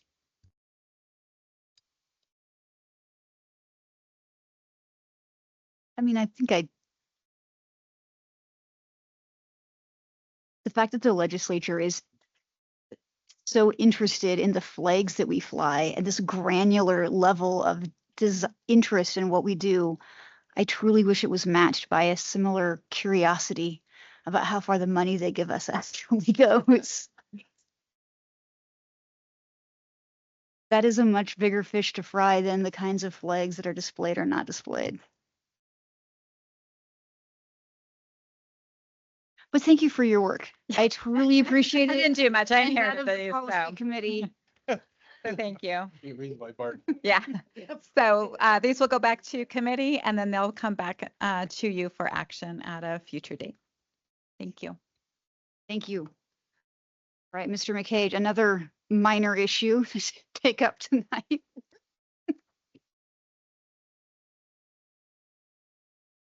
Trustees, Board Chair, Josh McKay, Assistant Superintendent of the 612. Okay, first off, I'm going to read into the kind of, for our knowledge, it's kind of the where we've where we've been, where we're going to go with school boundaries. So Rex, Superintendent Welts recommended that we look and talk about what we've done so far. And then we came up with a list, and it was way longer than what we remembered. But and I think that's important because the boundary conversation started in November 2022, and we started with the SMA master facility planning concept. It was a major component of the master facility plan to look at our schools, address our issues, look at our enrollment, and look at about what we need to do with boundaries or suggestions for boundaries. So all the way back to 22. The last school year, February 28th, several messages from Superintendent Welts in his newsletter that we were signaling and going to talk about school boundaries, district boundaries, internal boundaries, February 28th. He had it in his newsletter. Then there was a formal press release that talked about the master facility plan tying into school district boundaries as one of its main components. In March 7th, another Friday message, make a slate of facilities recommended to the Board of Trustees. This included reassessing district boundaries, one of the major recommendations. Friday, March 14th, district needs to redraw school boundaries to balance enrollment. Redraw boundaries for elementary, middle school, and high schools by the end of the school year, that kind of a thing. Families will be offered flexibility to the transition period. Then in the end of March at Helena High at a board work session, we did a formal presentation about school boundaries. It was an after school. Then Friday, that March 28th, really similar time frame. Main topic of the newsletter was the board was briefed on school boundary draft. On April 8th, new business recommendations. Talked again about ongoing work and communications with the boundaries. It was in a Board of Trustees meeting. And then Friday, April 18th, in the district message, new district FAQ answers questions on everything from budgets to boundaries in April. Last May 13th, there's another formal presentation to the board on the boundary recommendations. And so then there's been a string of events talking about boundaries up till now. The content's been really pretty much the same. Brings us to tonight. What we'll talk about is the why. I think Rex should talk a little bit about the why we're doing boundaries. The why is for educational programming, to have equitable programming at each side of town. So we have the philosophy, if it's good for one, it should be good for all, and we should be doing that for every child. And so it's really important to have equitable programs in our high schools, middle schools, and our elementary schools. So when we have schools that are more near in size, it's easier to utilize your staffing and programming to use them efficiently. For example, whenever we travel a teacher from one site to another, that can work for a short term, but we lose that time with the teacher teaching kids. So then it's really not the best use of our dollar. It's better to try to plan in whole groupings, programs at schools, so we're not splitting that up. That's one example. But the biggest deal is that kids in one school should get the same opportunities as another school. So our schools being of similar size help with that. That's really the reason and the purpose.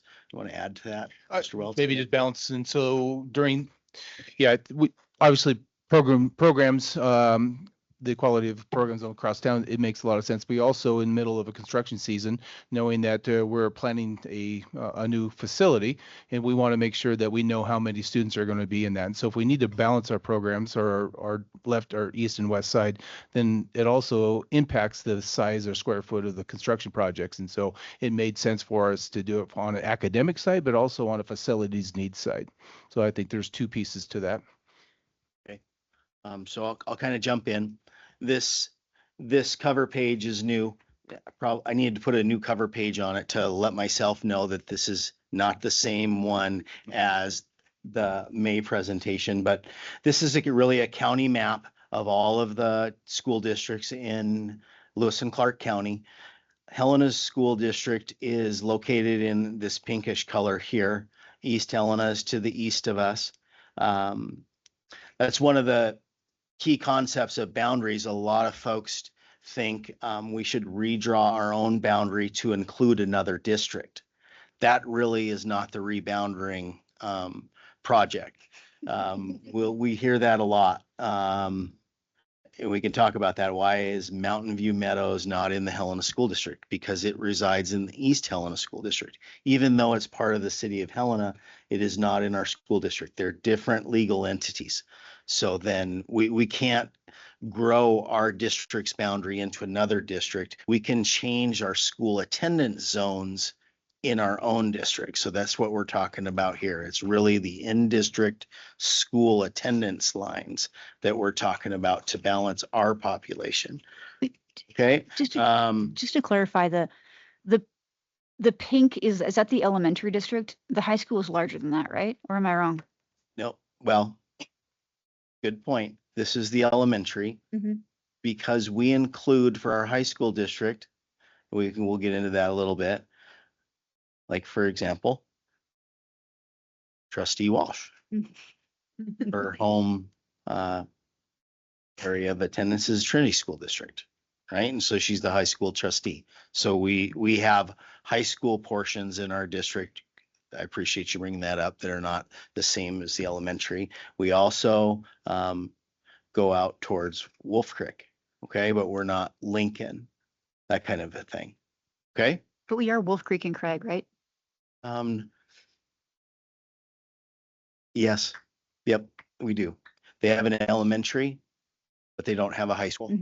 That's A what I lot of thought. kids though from Wolf Creek, like they might be closer to Cascade. That's why I paused for a second. Yep. And so a lot of kids that are on that north end of the Wolf Creek zone might travel to Cascade because it's closer, that kind of thing. But Wolf Creek is our high school district. Trinity is our high school district. Okay, Lincoln is not, Augusta is not, and then this is Milford. I think it's Milford Colony, and so Augusta serves I think you say it Oshad Creek, something like that.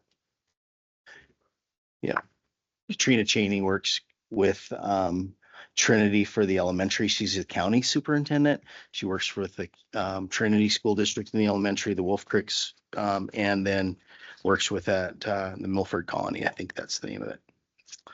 Okay. Ready to move on to the next slide? Okay. This would be similar. It's just kind of a good reminder for me. So we have a line that runs northerly, north to south, that splits our east and west sides. We often talk about the east side of the school district and the west side of the school district. What we need to do is make little adjustments on that line because we're talking about changing the student attendance area for about 30 kids per grade level in a high school down the road eventually is what would be good math to get our high schools in more equal size, 30 to 40 children per grade level. So that's not like a whole elementary school's worth of students that you would switch from one side to another. So what we've been talking about all this time is like micro adjustments to school boundary areas, like little parts of a school zone that need to migrate from one side, from the west side to the east side. What that'll do is it'll help with our enrollment numbers. The why is we want it to be, and it is for educational programming and opportunities for our children to have like opportunities at each school. It's something that's core to us. Another key point of this is a gradual transition. And Rex will help me if I miss part of this, but this is really a bus transportation change. More than anything, it's the buses will start to go to the new side of the school in the fall of 26. Okay, for the 26-27 school year. That's really the change. There's several rules for Grace and family, like a sibling rule, and we've talked a lot about this with the closure of Hawthorne, things like that. kids, and families, if they've started down one side of the district and they want and need to continue with that, they'll be allowed to do that. You can call it a grandfather rule or sibling rule, but it really says that if you've started that pattern, then you can finish that pattern. So that it has been standard with all of the things we've been doing with those school changes. The next part of that is, like, again, transportation will changes, but there's likely courtesy routes. This would be a great thing for if people had questions about it, how this would apply to myself and my family.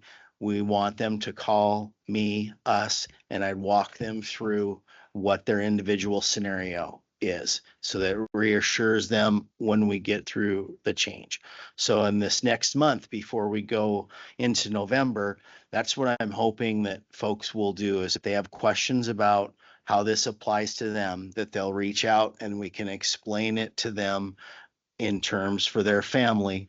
And that, I think, is the most effective way to, one, answer questions for families, and then to create that, well, we do have frequently asked questions. Here's the answers to those frequently asked questions, and then we can re-communicate that with folks.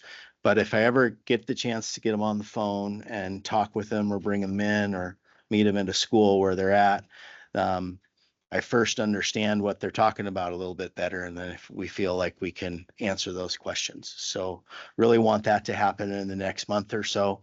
We plan to put like a web question, like we did with the bond, on the website tomorrow, so people can start asking those questions if they want, and then we'll get back to them in that regard.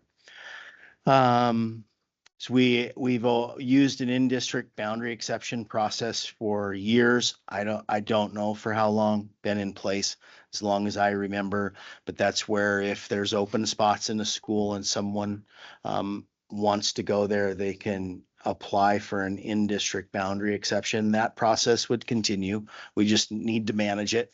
So we do, like we do in the elementaries, are a good case of it. If you have this many teachers at a school, this is how many classrooms you fill at that school. So then we'll do the same thing with Capital and Helen Middle School to make sure they stay balanced. But we also look at what people want and what the need is, and see if we can make it happen for them. So we've done that for years. The projection of school age children, there's a slide in this document that from the Department of Commerce that says that really school age children population's not growing, it's really pretty flat. Okay, and so just a reminder of that, it's pretty stable. Continued regular boundary maintenance is suggested for our district. I did take 7 out of here. I put every 7 to 10 years or more often. So that didn't make sense when I thought about it. Probably don't need 2 numbers in there if we say more often. So that's kind of the why. That's the beginning of the why. And then we'll kind of review that at the end, see if there's any questions, but that's the why, what, and how. Then we'll get into the specifics. Here's the chart from the Department of Commerce that really says that the student population would be this green one. This says it's the 5-year-olds, so I focused on incoming. You know, we hope it goes to 4, right? We all want universal pre-K, but this, at the time we were working on this slide, so 5 is our kind of our starting point. We know we have some 4-year-olds now, but these are the years we're in, the 25, 26. So you'll see that the expected population of this age group is going to be in our county really level. Okay, it'll blip up and down, but it'll stay level. This has not been updated on the state website, so 21 is the data year. But that's the current I can find. That could change with the bonds passing, right? That could Well, with the possible positive. yeah, Then for well, with the bonds passing, we're going to have 4 very new elementary schools and 2 very brand new high schools, and people want to see what they're like. Pretty sure. Yeah, I agree. The next slide.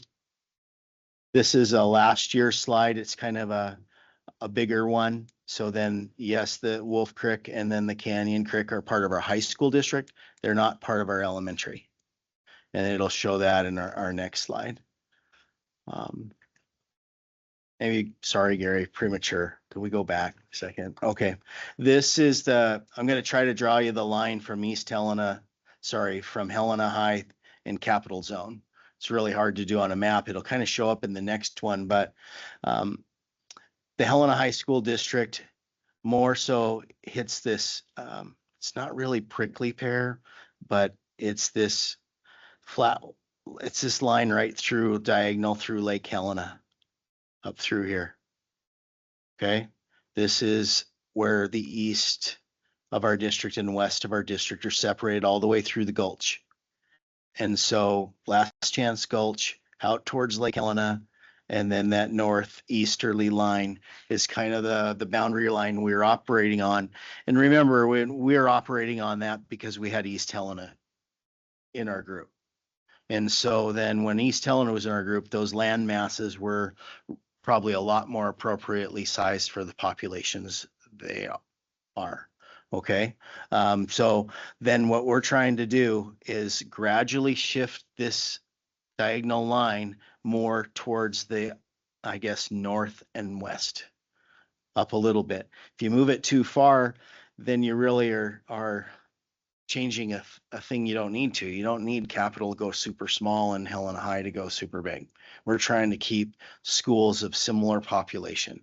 So that's why we're talking about edges of neighborhoods along that line when we get into it. Okay. Next slide will show, this is kind of what's sitting in our transportation softwares. That's Word. So then this is the Capital High side, which is the C.R. Anderson side. And then this is the Helena side. And so I like a little misspoke already, right? Because Wolf Creek is in the Capital High side and Trinity's in the Capital High side. Okay. But you'll see that this is a narrow slice for Helena High. And then this is really not populated right now with homes. So what we're looking at is some corners on this line. Okay. And then we'll get into the areas or the areas of our town. Any questions? Yeah. Yep. I just have a comment. I know this spring, when we started talking about moving boundaries associated with Hawthorne, I completely understood why people were upset that it seemed to be so far west, but I do want to thank you because you literally mapped out every student in it. So there was a reason why the boundaries moved like that. And it's just a heck of a lot of work to do this on top of everything else you're doing. And I also really appreciate the fact that you are setting up continuity in terms of reviewing the boundaries, because we come and go, but to have a stable process in place to review this stuff so that we don't get to the point where we kind of got out of whack. I mean, not completely due to us, I mean, due to a new high school going up next door, but to help that before we get too far out of balance and have to come back. So I really appreciate that because I just think it's healthy for the community long term. We do believe it's important for us to talk about it. When you don't talk about it and you bring it up, it's a big deal. But if you often say every 10 years, we're going to look at our boundaries because you don't know where the construction projects, you don't know what happens with the dynamics of your community. So we will always say every 10 years, we really need to, it doesn't mean we're going to change anything. It just says we need to look at it. And if there are adjustments need to be made, we will make those adjustments. We talked, but I think we spoke about this at policy. Does this need to be a policy where we're every 10 years? And the answer is no. I think with just administrative procedures, just that we make sure that it's spoke about, that's part of our practice, and we move it forward. I mean, I'm certainly open for a policy or make it a policy, but I just don't believe that's where it should reside. It needs to be administrative procedures. I always say we're going to pass a policy about what flags we can fly, which is not really a bearing on our system. This might need to be a policy, actually. So I appreciate the positive. We can go to the next slide. A little bit about our process. You kind of brought it up a little bit. It's a multiple team member process. I get to be the speaker on this one, but there's transportation, helping to pull numbers. There's meeting with our academic team, which is Justine, Caitlin, Lana, Gary, Carrie, was Barb, Rex, others, that kind of thing, and then kind of reviewing if this makes sense, and then clarifying with folks if this is something we can handle. But this chart is really intended to communicate. It's like the who, what, when, where, why, couple different times, 3 different ways in the text of that. This particular school zone is the current school zone for Georgians. So inside it, what we did is we did like a population study, if you will, of how many kids lived in different parts of this neighborhood. And this is a topic that we want to talk about because it's right on Fort Georgians is on that east-west line. And so we want to look at their neighborhood, see where kids live, see what schools they're close to.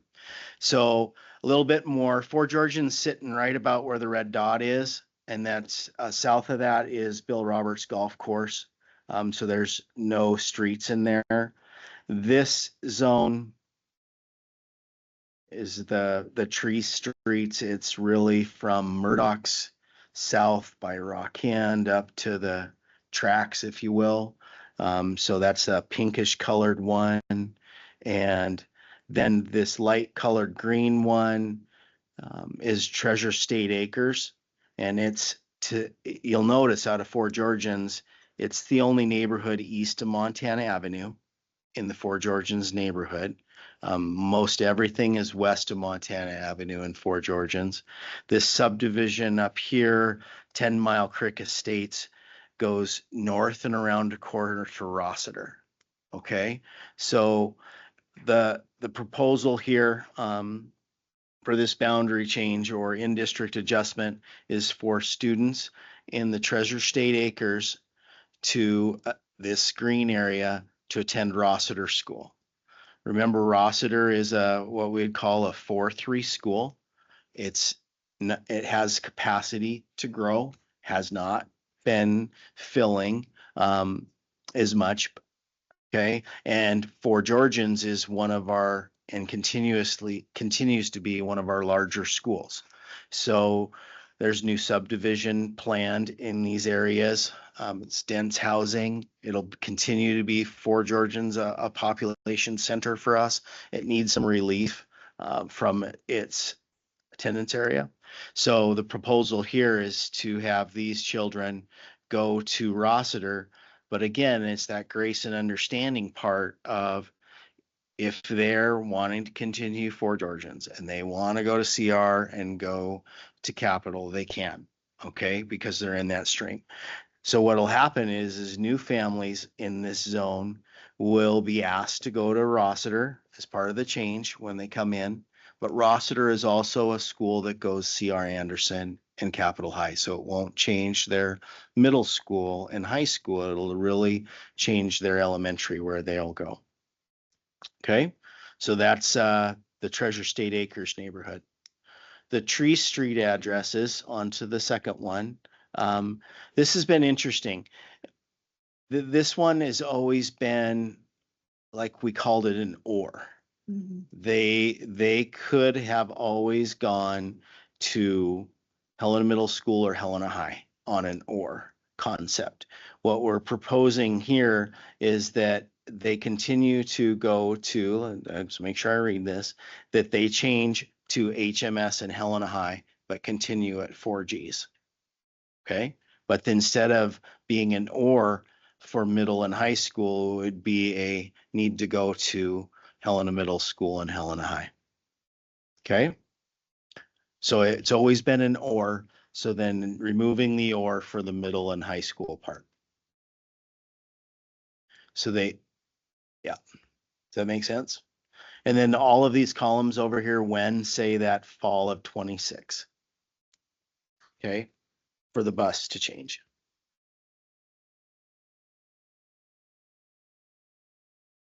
I haven't gotten any feedback. Yep. Not necessarily.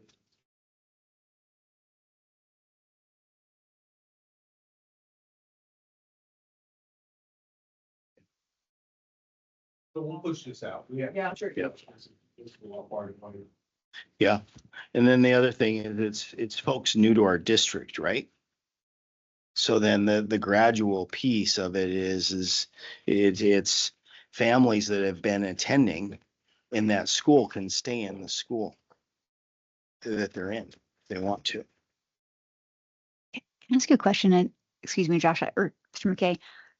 And the tree streets on the map, that's North Montana, right? Because the ones that aren't shaded, they're going to Bryant.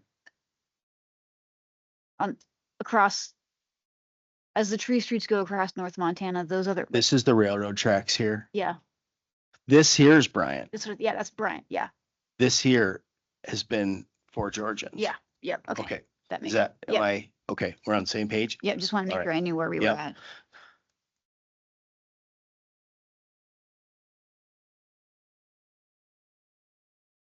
Okay, it's sitting about right here. Thank you. That's. It literally, so then that, Sierra is right about up here, and I would say another block out there, but it's a little farther, but it is really right around this corner.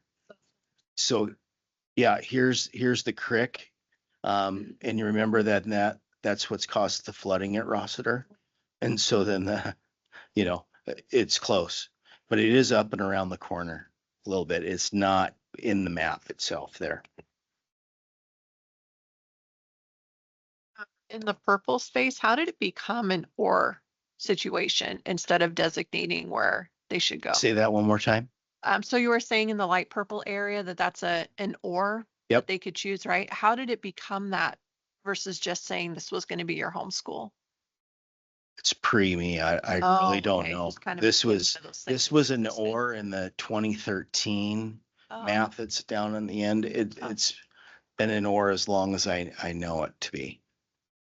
And so the intention then is to have that as a hard set. Yep, it's hard set to HMS and Helena High instead of being an or there. With the exception. Yep. Right. That we're thinking 4 years in, 5 years in, then. Yeah. Right? Be a little hard. But it's mainly like that we're doing away with that option Yep. standardly. And it'll simplify our bus routes. I mean, think about it. We're trying to get kids to CR from there, and kids to HMS from there. Yeah, no, well, and the beautiful thing about this is we get 2 new high schools to have kids go to. This is going to be so I imagine we'll get some voluntary change just in that curiosity. So. Would have been a harder sell to say, hey, work. And it'd be a little easier for students to say, I don't like change, but it is a newer build, so. But Yeah, good luck, Brock, and the tours of the boilers with the new crop that has to go there. It's a lot better of a tour opportunity now. So we're pretty excited to have this mesh with it. We think it'll be a lot more tolerable to the community. Might be a factor in why it helped pass things too. Looking forward to that. So who knows? All right. So that's the first 2.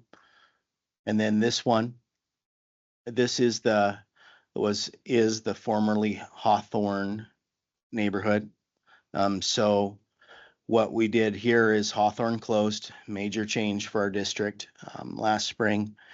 We have kids that, and I might say it a little wrong, but it's about right. About 90 of the children from Hawthorne went to Central. About 50 went to Kessler. Be off a little bit in those numbers, but that's pretty much what it is. So then this is the Grant Street line. It was in this district. So then these kids are going to Central and they'll go east. Okay.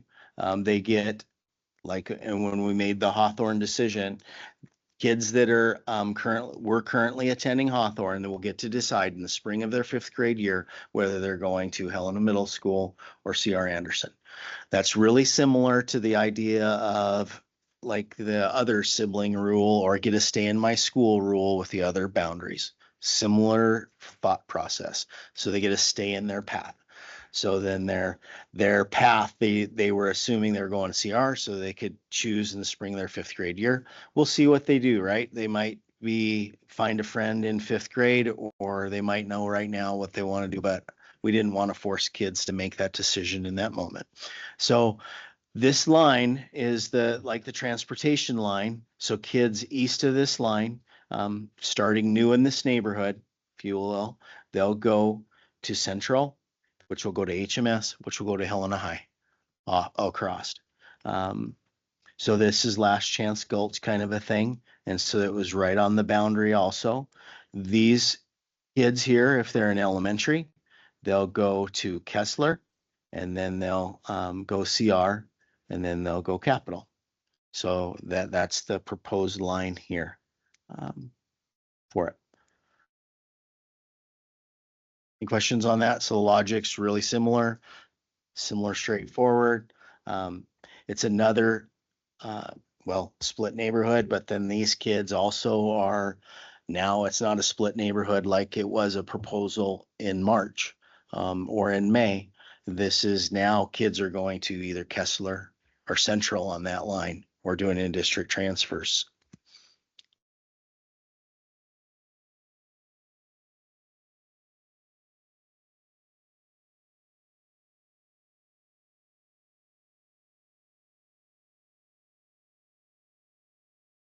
So some of them are within the transportable zones. Like what is the law? A mile or 2? I always forget.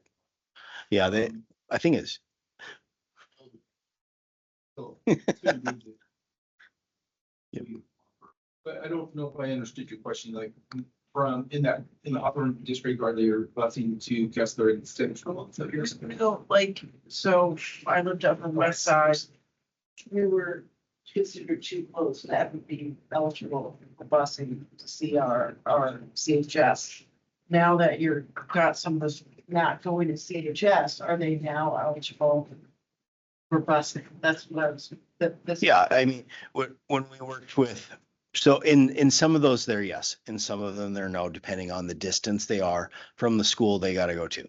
So like the distance from somewhere here as the crow flies would be to Central. It's actually not really far to Central, but the question is, are we transporting to Helena Middle? Maybe so. But a transportation director is going to take the bus that runs down this road already coming from Unionville and swings it through this neighborhood and then takes it to HMS. So it's not like that's the kind of thinking that we'll do with that. It's like we already have a bus route coming down a line getting kids to school. It's just now we're going to run the route through a neighborhood to do that. So it's really not an increase of a route, it's a change of a route.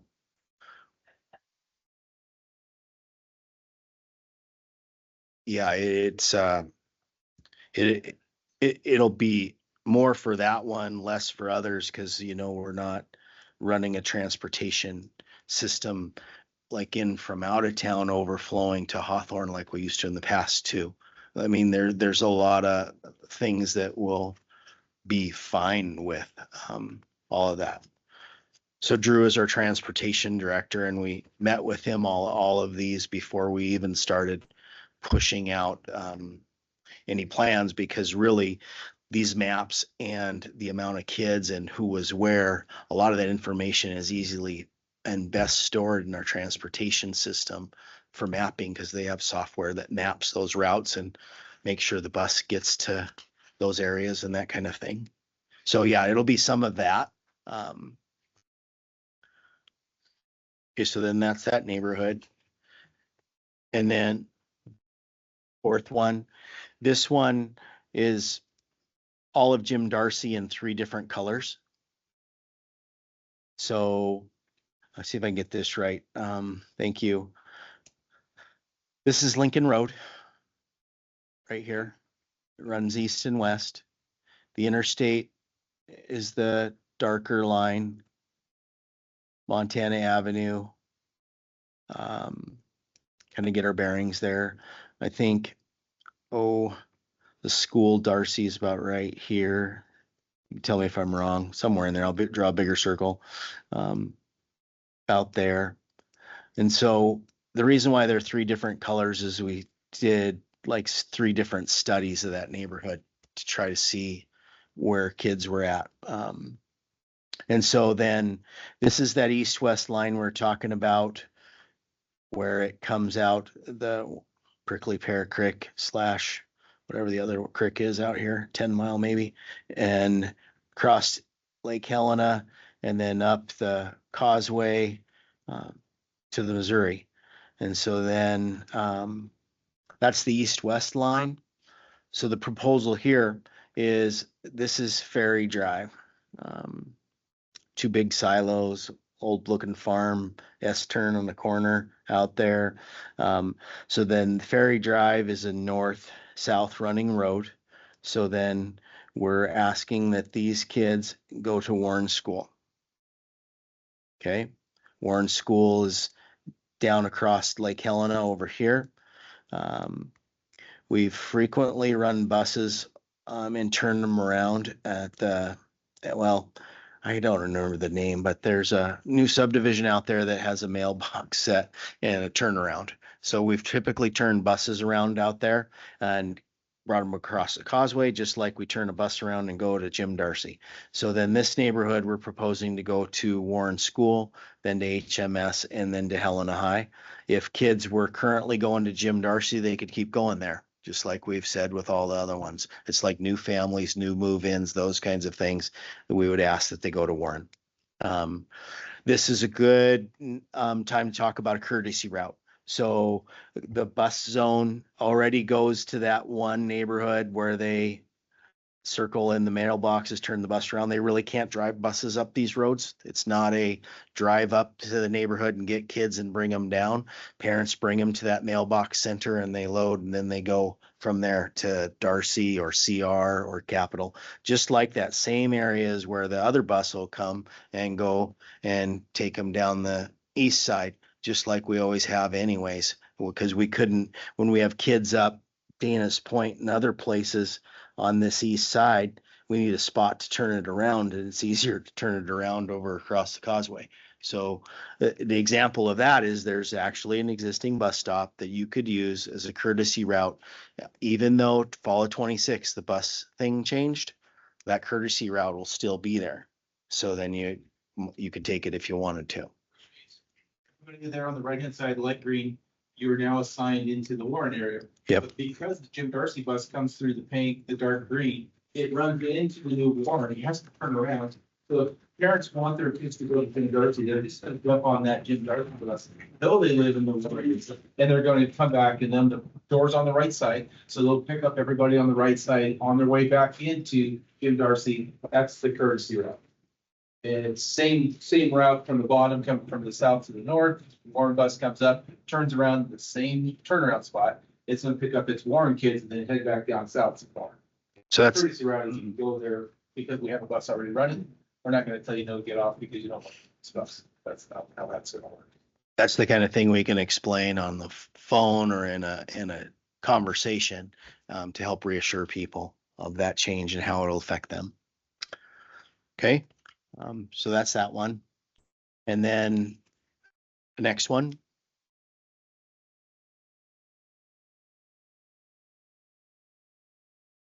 And the last one. This is Bryant's school zone. So then this diagonal line here is the tracks. We have the interstate.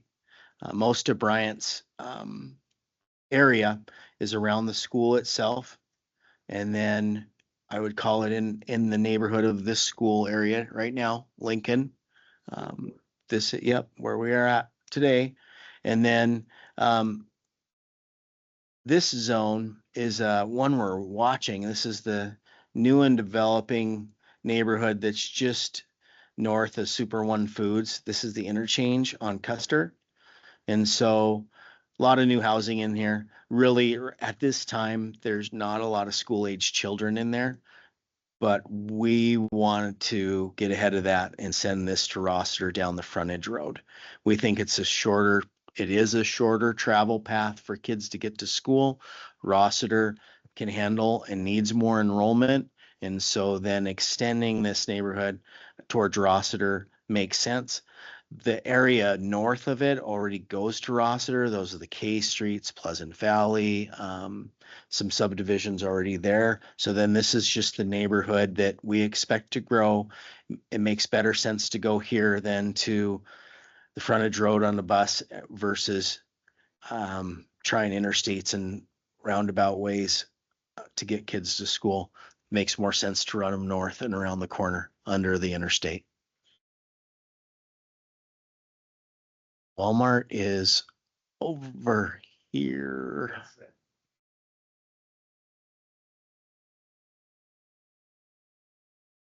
Yeah, most of these are like your camper shop, yep, here's 11th. So yeah, so not a lot of kids in here right now. So then we expect that might be multifamily housing one day, but it's not right now.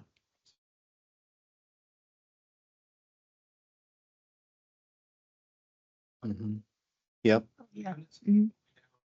City, and notified that there's plans for 300 units more income to the south of those new units that are in that gravel pit. Yep, and that's this neighborhood here, so it would be included in Bryant's zone. Bryant can take those Which then kids. signifies that we really want to look at that upper right-hand corner roster. If we get so dense in that community, that we will overrun Bryant. Yep. That's why, the team needs to continue to adjust boundaries. Like I suggest a minor scale, trying to figure out the riddle of whole schools to move. It really is daunting. When we start thinking about this in smaller slices, we can get to the same solution without like moving a whole school's worth of kiddos from one area to another. Because our schools just aren't the same size, really. I mean, you think about it, they're not. Next slide. Can I ask you a quick question? Yep. How close is Bryant to being full? So, good question. So this slide is kind of reflective of current numbers and then that anticipated what would the changes do. And so then these are, I would just say preliminary or raw numbers that aren't all the way done yet. We're still finalizing our counts and stuff, but this would be like fall count of each school site right now. So the column on the left. Brian will hold in upwards of 300, more than 300 kiddos, if we needed it to. So when we look at what the changes are, though, these were the columns that were consistent with last year's presentation of what we're trying to get the change to be, kind of to show that it's move a few here, add a few there. What would the end totals be? And so then you would see that Broadwater would stay about the same, Bryant would stay about the same. Central's currently a 406 today. That kind of thing. Fort Georgians would go down to a 407, and then it would have room for more kids that are in that zone. Not be our overflow school, which we're do with that more than anything. It's our fullest school. Jefferson stay right here. Darcy would go down a little bit, but we still expect Darcy to be a school that populates out there. It's a dense family housing. We've literally had the challenge of Darcy over the years of, the legend of the Lord. It was full before it was built, that kind of a thing. It's going to be something we need to continue to manage, but it'd be nice to have some room out there. Kessler, 282, Rossiter would go up. And that is a good partnership for Rossiter and Darcy to be in a similar range instead of the one at 300 and one at 470-ish, that kind of thing, which sometimes happens. Smith be at 300, Warren be at 300. So we would have that kind of dispersion. Then trying to get to, look at that, be pretty excited to run middle schools that are both around the 800 range. Capital High is a little bit bigger this year than it was last year. It's kind of brought in a big 8th grade class, if you will. The ones behind it aren't as big, but you'll see that those numbers are more near than they are now too. So if we can keep those schools in that 1,200 range, 1,300 range, that'd be great. I would expect Helena High, with being completely new and changed, we'll have some natural gravitation to that school too. Probably from other districts than just our own. So that's the chart on what the changes would look like. And that's kind of a guess, right? Because you're looking at kids in neighborhoods and where they would go, but that's what it would change to be when we mapped it out. Do those numbers include the new Kinder Sprouts? Yes.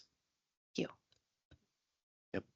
Question on the In their site totals, they don't include all of the charter schools because some of them don't have a site, they're virtual.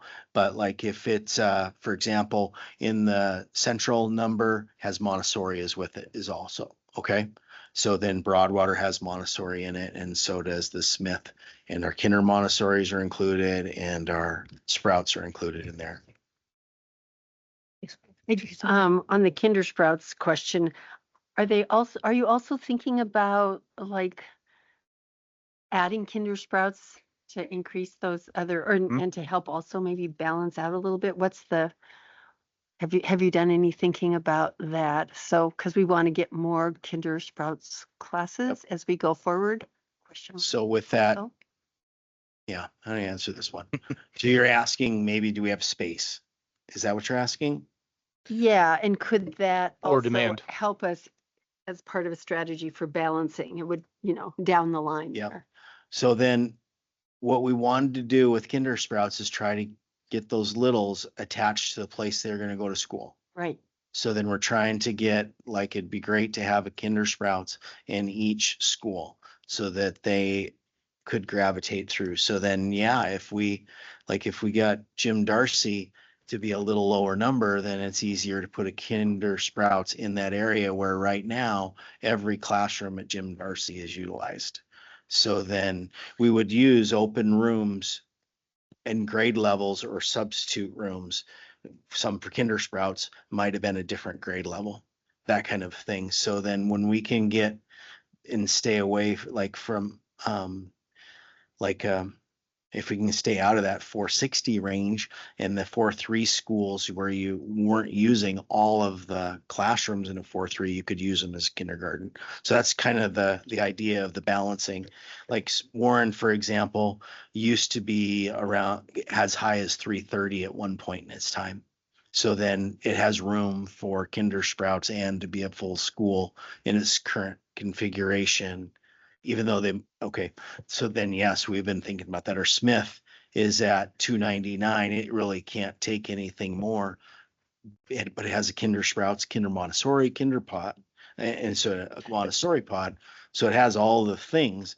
Plus, it was a school that we were thinking along our edges of our district. If we provided Kinder Sprouts opportunity, then we wouldn't have folks traveling to other districts for that Kinder Sprouts opportunity. So getting those on where people could take advantage of it was important to us, still is important.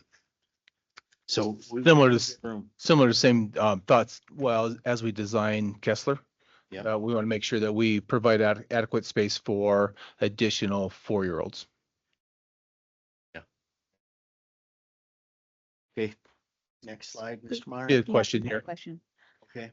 Just to clarify, we're looking at a 12 to 13 year transition once they've taken the opportunity to take advantage of the sibling rule and continuing on the path you're on, I think is how you referred to it.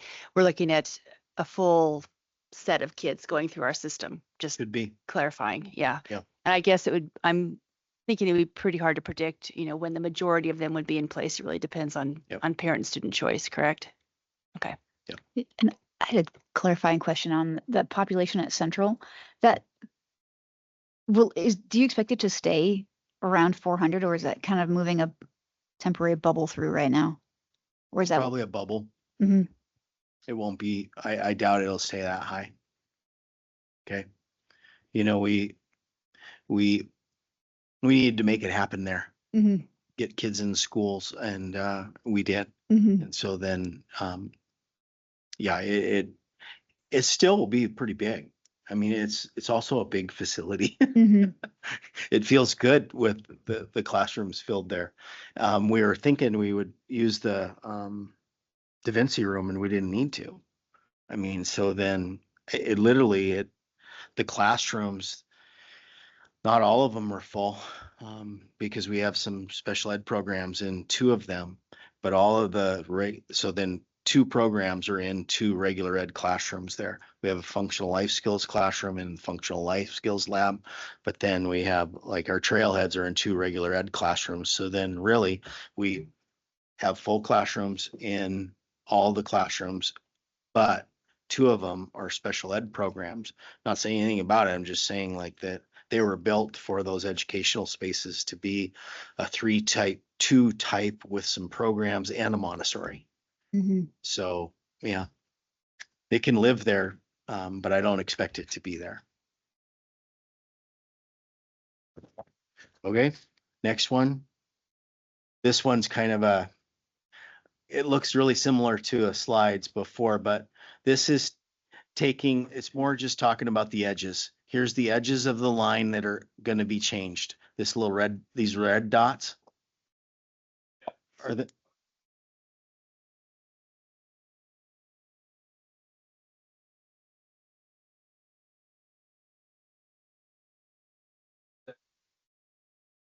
Seems daunting, but really what Mr. McKay has done is the edges of our district need slight adjustments. And when we hear or read about the boundaries are changing, everyone in our community thinks their boundaries are changing. And the reality is that there's a very small sliver on the edge of impactful changing. Yep. And so the green ones are just the same things on the other side. Okay, next one. And then this is the same thing all in one. Lower quality map, lower quality hand drawings. And then this slide was talked about earlier. It's kind of the start and end with the same thing on the Y and really what it is. And that's the end. Okay. Good. All right. Questions? More? Went through them as we went? Okay. I just had a question on timeline. What are the next steps, I guess? Yeah. So it's literally like a little comment period until the next board meeting where we'll try to bring it to you for action. But we will start communicating it now. I wanted to make sure we got in front of the board one more time before we moved it to full discussion. Yeah. So I wasn't quite clear on that. So you're going to open a comment period now for the month Yep. and then action at the November board meeting. Yes. To be implemented start of next school year. Yeah, what does that look like? Putting it out there that people can comment, like, yeah, how are you spreading this? This document will be on the website. And then so will the web link to ask questions or for somebody to call you for that. So like a comment period on here's what they think about it or here's my question. And then we'll respond to them. We'll know how big it is in the next month for questions. So it'll go out my newsletter. It'll be on our website. We'll have Taylor has already started the process of putting it on our social media. We'll make sure that it's in all of our communication venues. Mr. McKay's got a website that will have an opportunity for people to, will direct people and draw people to the website. There'll be an opportunity for them to click on the link and provide their input. And then Mr. McKay and or team will then respond to all of those conversations and answer them or meet with them as best as possible.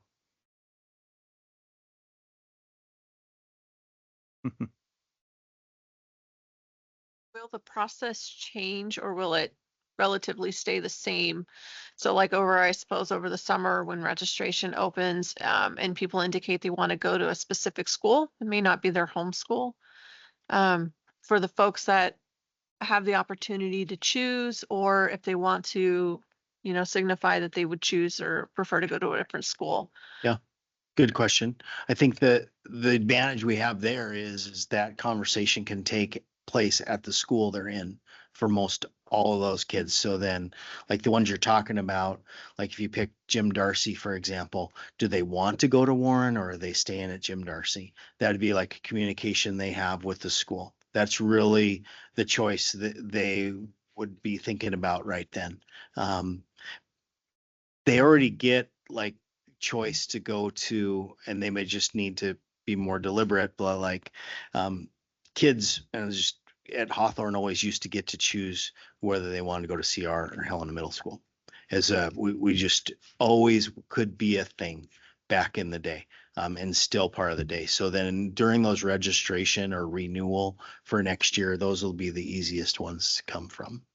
And then the biggest will be when like people move in new to a neighborhood, then they're usually their first stop to find their school is our transportation website. They usually put in their addresses, find out which school is theirs, then they contact that school. And so then that is more of a digital process change. And so then that's how they'll find out about which schools they'll be going towards. Okay.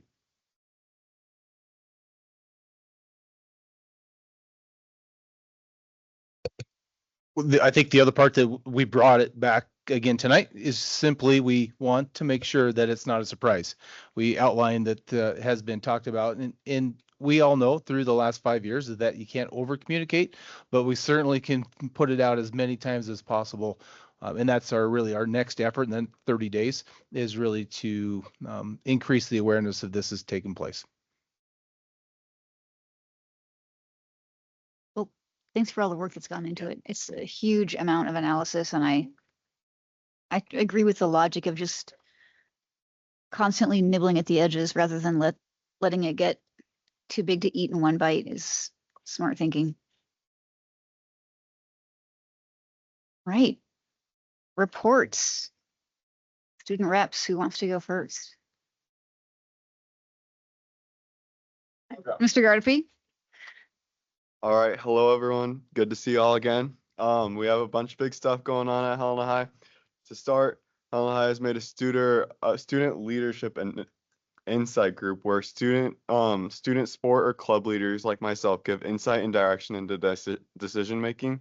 This council meets monthly to have input on issues and find ways to support each other. It was really cool. We came up with some ideas on how to make clothing better for students, like not just like for a sport necessarily, but more options that students might want to have.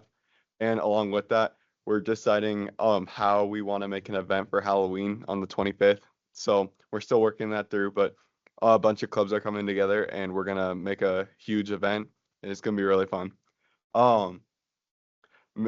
In the first week of October, Miss Navarrete led our college application week where students were able to apply to colleges in Montana for free and receive support while doing so. The teachers shared their college or career paths for students to see and learn, which was really beneficial for students to understand their pathway and if they want to follow in their footsteps. HHS students also took on the RBHI screener, which gave crucial insight into how students' mental health have been and if support was needed. Students also experienced an annual earthquake drill, which was a good reminder that we live in a seismic zone and that we must be prepared for the possibility of an earthquake. And finally, our school leadership team has finalized our goal for this year. In order to determine these goals, they use data from student testing. This year we have 5 main goals, which include reading, math, intervention, SEL, and family engagement. We do this to increase student success while improving staff and students' well-being so HHS can continue to produce the top students at the state. I'd like to thank Ms. Schulte and Ms. Smith for taking on the task of leading student council and doing an amazing job so far. And to end my report, I'd like to share that by the end of this month, the first quarter will be over. And I'm not really sure if that's good or bad news, but I'll let that be up to you. Thank you. Righty. Good evening, everyone. So like Brock mentioned, we also did the RBHI screener at Capitol. Almost 1,100 students went through the recent mental health wellness screener, and we administer it during second period by homeroom teacher. Students are allowed to opt out of the survey, but I'm going to be honest, it's a lot more work to opt out of it than to just do it. And so that definitely kind of forces students to do it. And it's a partnership with PeerView, or BHI, and Capitol itself to give students immediate attention if something is flagged on their screener. It's great. It's just multiple choice questions varying from never to all the time, and just various mental health questions. It's anonymous, it's personal, no one's looking at your screen, everybody takes it at the same time. It takes about 5 minutes. So students are partaking in that, and it's all across the 4 grades. For our clubs at Capitol, HOSA took their annual trip to Butte today for the Fall Leadership Conference. Student Council is preparing for their annual MASC trip and Make-A-Wish donation. Green Club and Fish Ecology Club are kind of in the stages of planning their upcoming activities and are looking for community outreach opportunities. Homecoming was a little over a week ago at CHS. We're working on our school spirit. We struggle at CHS with people participating for the dress up days, but we're trying to kind of motivate that a little bit. And then we had our homecoming assembly, our student council sponsored barbecue with Mr. Zanto and the dunk tank, which is always a very popular activity. And then the homecoming dance is held that Friday night after our game. As you've seen, our music program at Capitol is doing really well. The music concerts have started for the 2025-2026 school year. And then last Monday and Tuesday, there were choir and orchestra concerts, respectively. And then tomorrow night, there is another choir concert. I guess that would be tonight, I think.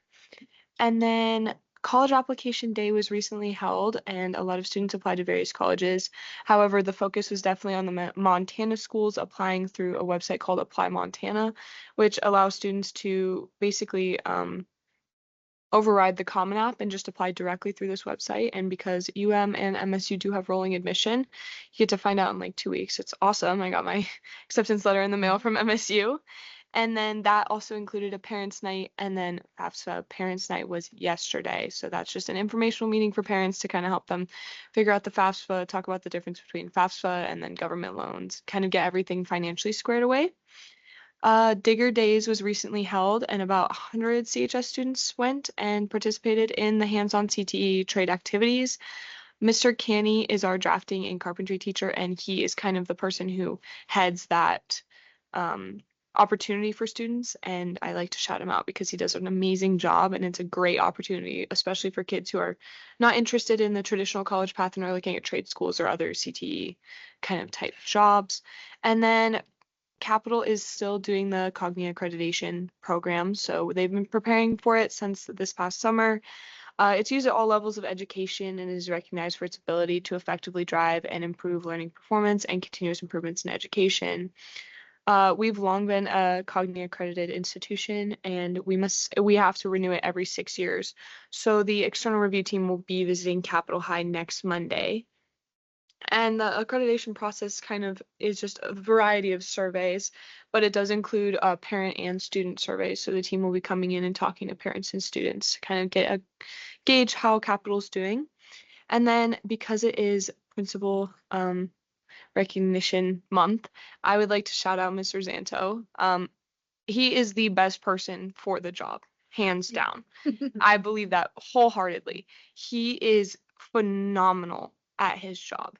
Every kid knows him. He knows every kid. I've never seen him like look at someone and be like, what's your name?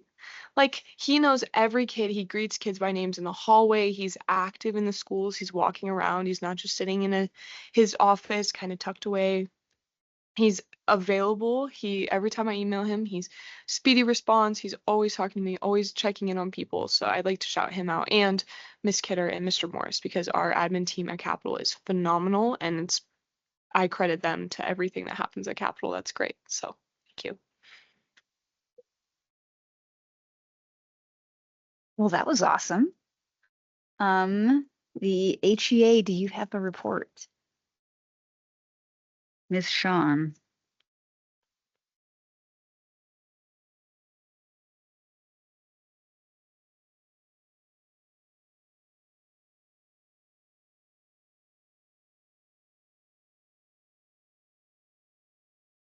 Hello, good evening. Won't be long. So last July, HEA members spent 6 days at the NEA Representative Assembly. The meeting was held in Portland, Oregon this year, and union members across the state and the country enjoyed the city and their hospitality. We had a great time there. I have now been in each school in the district. I spend lunchtime visiting with teachers and paras, answering any questions or addressing any concerns they may have. For the most part, everyone seems pretty content, which is really nice. So really all I have to do is go and have lunch with people and, visit with them, which is cool. The elementary schools, all of them have mentioned how much less stressful this year has been with the PE and music restored to their previous level of service. And high school teachers are reporting that they have the adequate time to plan, grade, give feedback, and continue making those great relationships with their students. I've also gotten to check out a couple of Kindersprouts classrooms and the new Montessori preschool at Smith, and these are busy places. We've only been in school a few weeks, but while we've only been in school a few weeks, the elementary schools that are exploring a new recess schedule of 2 30-minute recesses as opposed to 3 15 or 20-minute recess are reporting success with this so far. Teachers tell me that more sustained academic time works well for their students, and the teachers and paras are saying that there are less conflicts between students on the playground. The paras attribute this to more time to work through and resolve their own conflicts, and also have more time to change up activities that they might choose at recess. And then finally, Thursday and Friday, educators from across the state will gather in Missoula for the MFPE Educators Conference. Besides attending lots of great professional development sessions at our celebration dinner, we will be honoring our own Kellen Alger for the NEA Excellence in Teaching Award, and I get to introduce him. So I'm excited about that. So that's my report. Any questions? More of a comment. I am just so happy to hear that, there's a general contentedness. Of course, it can never be perfect across the district. And when there's scarcity, it's so hard because it's just not an easy situation and something's going to be taken away somewhere. And I'm so happy that the board administration has, and the teachers, everyone has come together to make this district be in a place that's better, a better place to work and a better place to be, because bottom line, we want our students to be happy and we want all of our staff to feel appreciated and supported in every way that they can. So that's just really good. Agreed. And thank you for the feedback on restoring music and PE and the restoring the cuts that were made at the high school level. I mean, we can't be, I noticed just on Power School that the grades are up because people have a chance to grade, but we can't be everywhere all at once. So I really appreciate you passing that on to us. Thank you very much. Yeah. It's, I mean, really, I literally go to lunch and I have lunch with people and they say, what's going on? And I say, I don't know, you tell me. And they go, everything's good. We're happy. And I'm like, okay, fine, let's have some lunch. So when will Kellen be recognized? Thursday night at the celebration dinner. Yeah, it'll be fun. I have a great quote from one of his colleagues. One of his children. Thank you. Facilities and technology, did you guys meet? Yes, we did. yesterday? I don't remember. Will you do me a favor? Could you click on your mic? Thanks. I'm getting close to my mic, but it's not on. Yeah. You Okay. were on a roll and I didn't want to stop. Yeah. All right. Tech report. Gary gave a lengthy and detailed and meaningful report.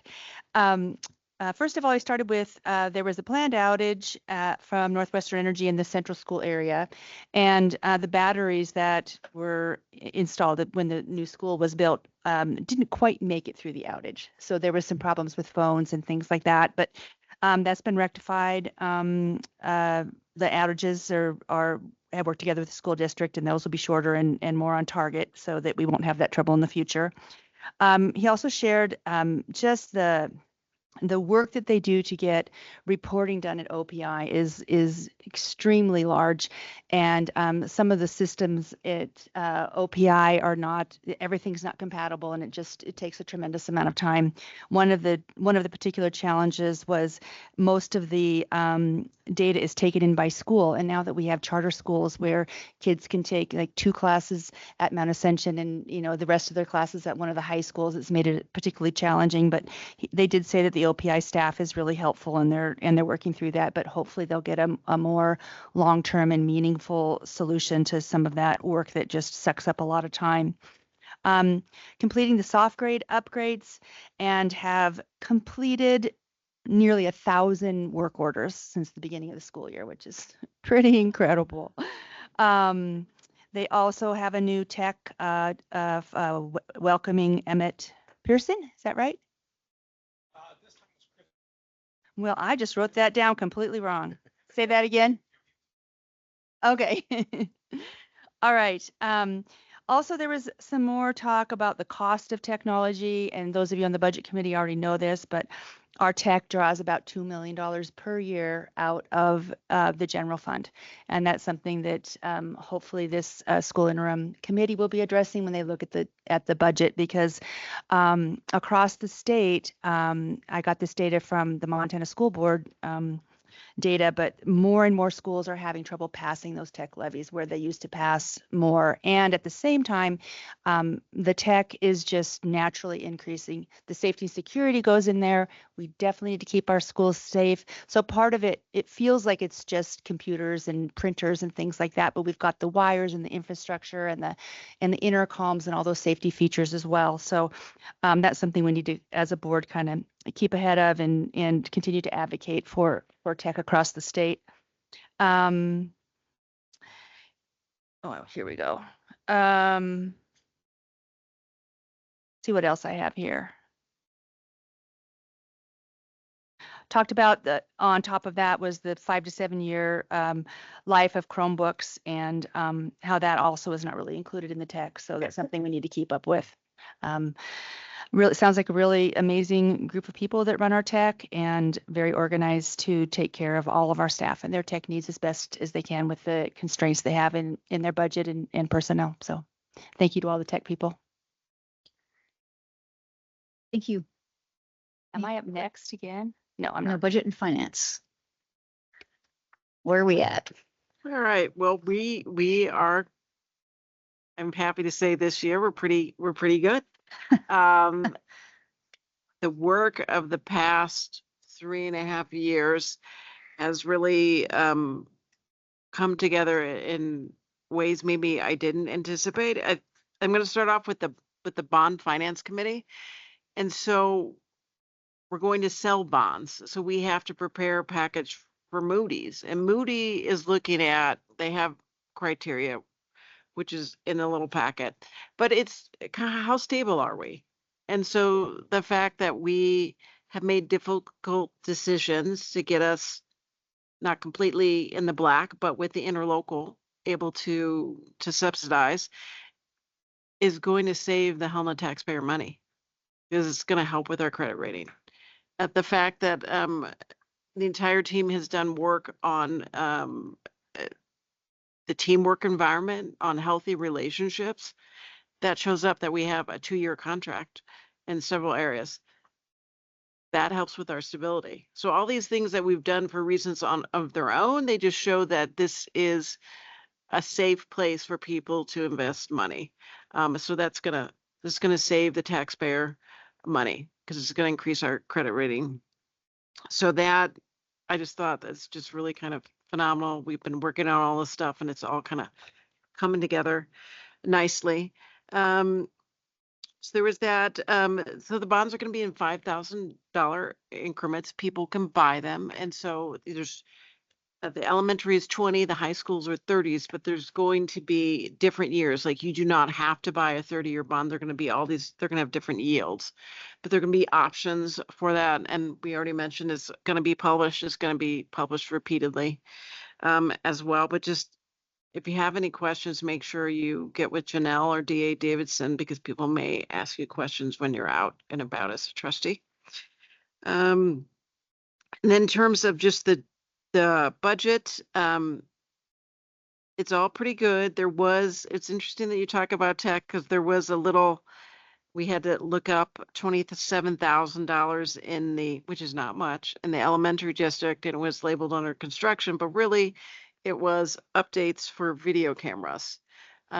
So tech really does eat into that, which is why it's important that we actually do have a healthy interlocal, not only for bonds, but also because $2 million is going to tech and some money is going to curriculum. So we need to have that in order to keep progressing forward. And I think really that's about it. I mean, the interlocals, looking good.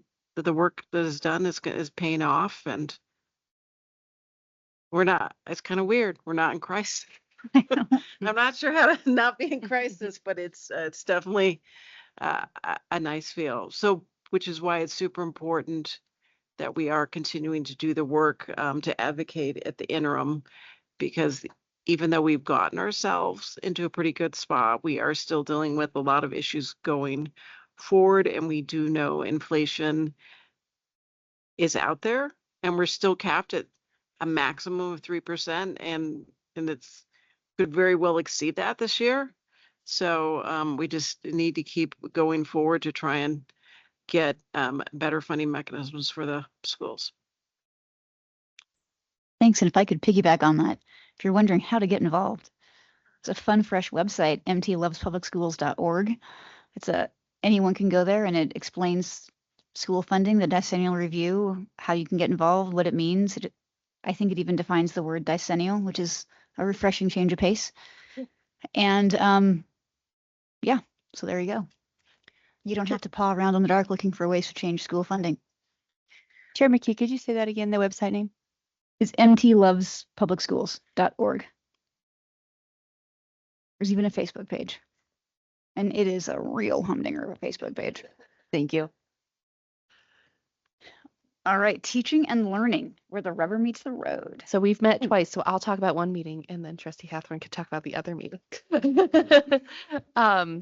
On our first meeting, which was right after our last board meeting, we discussed the court decision to require school districts to serve 18 to 21-year-olds with disabilities. At the time, there were only 4 students that legal in consultation with Ms. Carter and our special education team determined that we needed to reach out to, because students that had graduated last year were eligible. And so one student was definitely not interested. I'm not sure where we landed on some of the other ones since then. But for this school year, it was not going to be a huge financial impact. It is an unfunded mandate. So we do not receive A and B for those students or additional special education funding for those students. So the potential financial impact in the future could be significant if we have a student that's very costly to educate that would qualify. Of course, it's the right thing to do to serve those students. And Montana is the last state to require that we serve those students. But it's another example of an unfunded mandate. Mr. McKay, did you have an update on the 18 to 21-year-old students? Do we know how many we will have this year? Two. Okay. 2 came in. Great. 2 elected not to. Okay. Great. There we go. So that was the most significant. And then we also got a great overview of some of the priorities for teaching and learning in general in the school district, the goals and how we were going to measure those goals. And we continued that discussion at our last meeting. So I'll let Just want to take the rest of it. Okay. The first item for teaching and learning was titled Instruction Before Construction. And our admin team is surveying educators in all of the buildings and trying to make plans for giving information to our architects that are chosen for our new buildings. So the end goal in everything that we do is we want people in our buildings to be happy and we want the kids to learn. So, and we know that the building plays a pretty good role in that. So we want to have our plans be educationally focused, obviously, but even we want them to be top notch at this point because you know, we have an opportunity to bring them up to the most current academic standards a building could be. So that is a focus.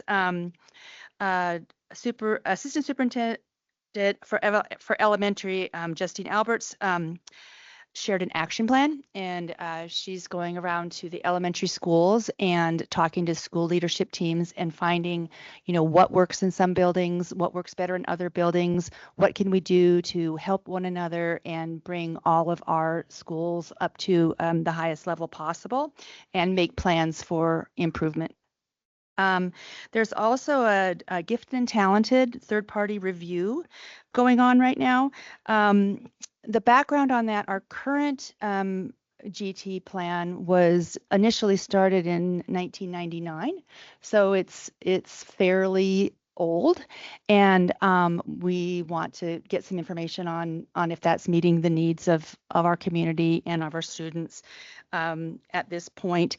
And I think from a perspective of trustees in the past and trustees on the teaching and learning committee, like we want to find out like what exactly is the purpose of our gifted and talented program.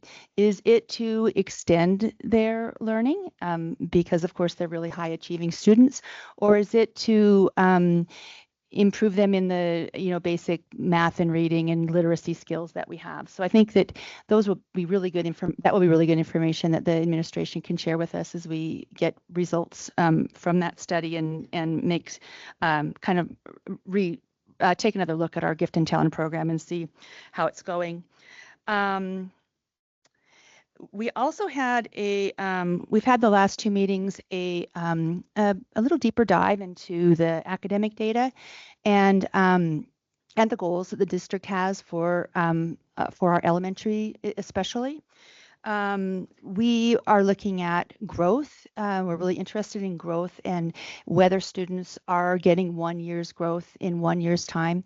And for trustees, just to refresh your memory, so if a student, let's just say, worst case scenario, they were sick for a lot of the prior year and they missed a lot of learning.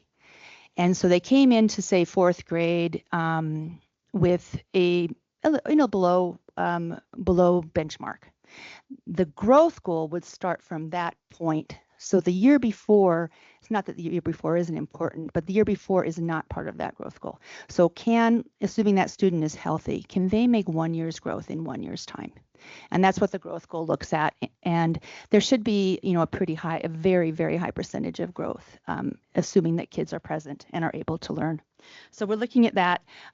Justine Alberts also, I feel like this is going on and off, reiterated how important our stretch growth is, because that's what brings those kids that are in the nearing proficiency or maybe in the novice category up to proficient. So the district is still keeping a really close eye on that. So that's something that we would really like to keep the trustees informed about, is the academic data and areas of strengths and weaknesses and how we progress throughout the school year. And as well as our goals. We have, especially in the elementary, we have some math and reading goals based on iReady scores that have been on the books for a long time. The normal turnover for a goal is about a 3-year. Otherwise, if you take too long, you've got kids that have gone through whole systems before you've met your goal. So really trying to look at those goals that we have and see if we can't make some really meaningful progress in the next near future to meet those goals as a district.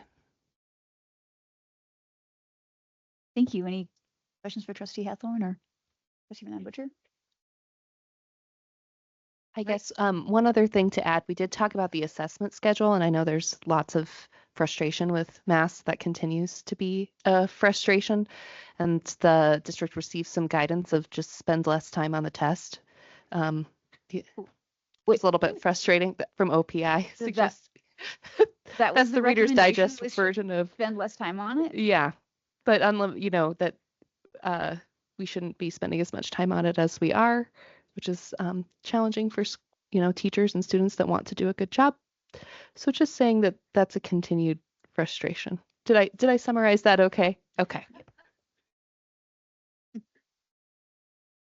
Take that advice with me throughout my day. Spend less time on things that are hard and poorly designed. I had a question on that. So if they told us that somehow we got dinged for charter schools that don't have to take the test and didn't take the test, but still we got dinged for not taking the test, are they going to, I assume they're not going to give us some leeway. They just told us to take some leeway, but they probably will ding us if we take the leeway they told us to take. They could just spend less time dinging. Yeah. I mean, that's how this pretty game much is played. students just won't finish the subtests or the modules, and then their scores will be lower. That'll probably be what we see.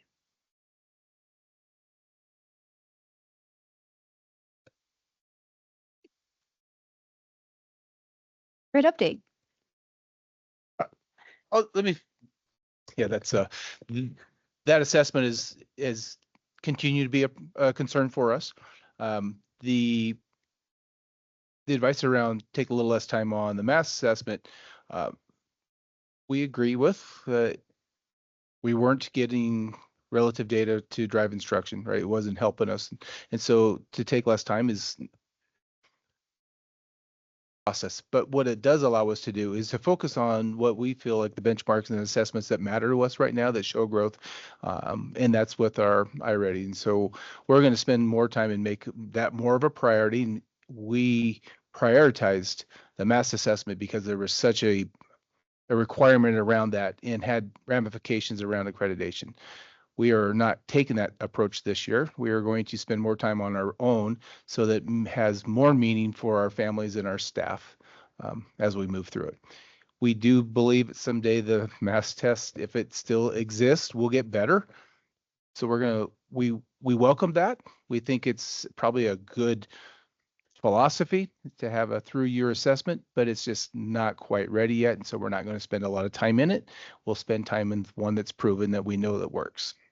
And with the understanding, I'm being optimistic that someday it may come around. But at this point, we're not going to put a lot of time into it. We will fulfill our requirements and move on to what is working. So we're going to take their advice then. Yes. Question. For those of you that are very involved in the decennial study, does the decennial study only address funding issues, or there are other issues? Because we have a test that's being mandated by the state that's actually inhibiting student learning. So I would think that was something that should be brought up in a pretty big way. It's a great question. The current stage of the School Funding Interim Commission is looking at the system of education, so they're really not focused on funding right now. They want to look at the system, so then they decide how to fund it. So there will be a November meeting and a December meeting. Those would be great times to talk about it, or to encourage our professional organizations like SAM and MTSBA and, to bring it up. I haven't heard anybody talk about masks specifically, but it would make a lot of sense within the discussion of system of education that we want an assessment that can monitor our system that's effective. So maybe speak a little bit about the consultant NCEE, which Janice Case is really around the systems and structure of education, not necessarily the funding. So I believe that the study or the team, the state has brought her in as a consultant as they go through the roadshow and then setting priorities. Good question. Yes. Speaking of that, the decennial commission, it would be, I don't think anyone's ever really progged out what the total is of unfunded Band-Aids. and I mean, that's part of the reason why districts are struggling. And even the cost of doing mass testing, not only in terms of instructional time, but in terms of, what I think it took us 2 weeks to get, because it requires more tech, but we don't have enough tech. So it has to be scheduled very carefully to get the carts between the rooms, or even like the ACT testing now required by the state to be on secure servers, which meant that half our high schools missed a day of instruction. It would be interesting to tally up all those costs, because I think the state has good intentions when they come up with things, but as they get implemented, there's all these costs they didn't anticipate, and they tend to not really cover those costs, and then that causes issues in the district. So are they going to look, is that a topic? That's a great question. I haven't heard an unfunded mandate in a broader sense. There have been discussions about specific topics, so technology, buildings, right? Different things that are a somewhat underfunded or unfunded mandate. There's been talk, but not looking at it as a whole. The folks that have looked at it as a whole are Upper Seven, who's bringing the lawsuit that we heard about earlier in public comment. So they've compared what accreditation standards require, what's in statute for a requirement of a basic system of quality public schools, and what the gap is. So they would probably have some data on that. And I'm sure as that process unfolds, we'll hear about it.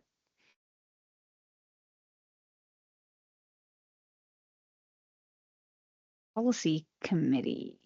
I kind of heard your work tonight. Yeah, I was but gonna say, mine's not as juicy. cut to the end. Yeah, so everything that was brought forward today was covered in the policy. We met on October 7th, and prior to that had not met since May.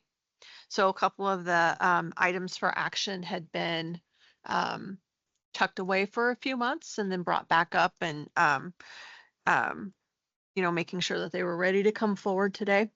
So that's kind of just a lot of catch up, really. And then making sure that we address the start of the new policies and expectations that came out of legislature. So that was some that were brought forward today, and we're going to continue to see those as we move through the months in the school year.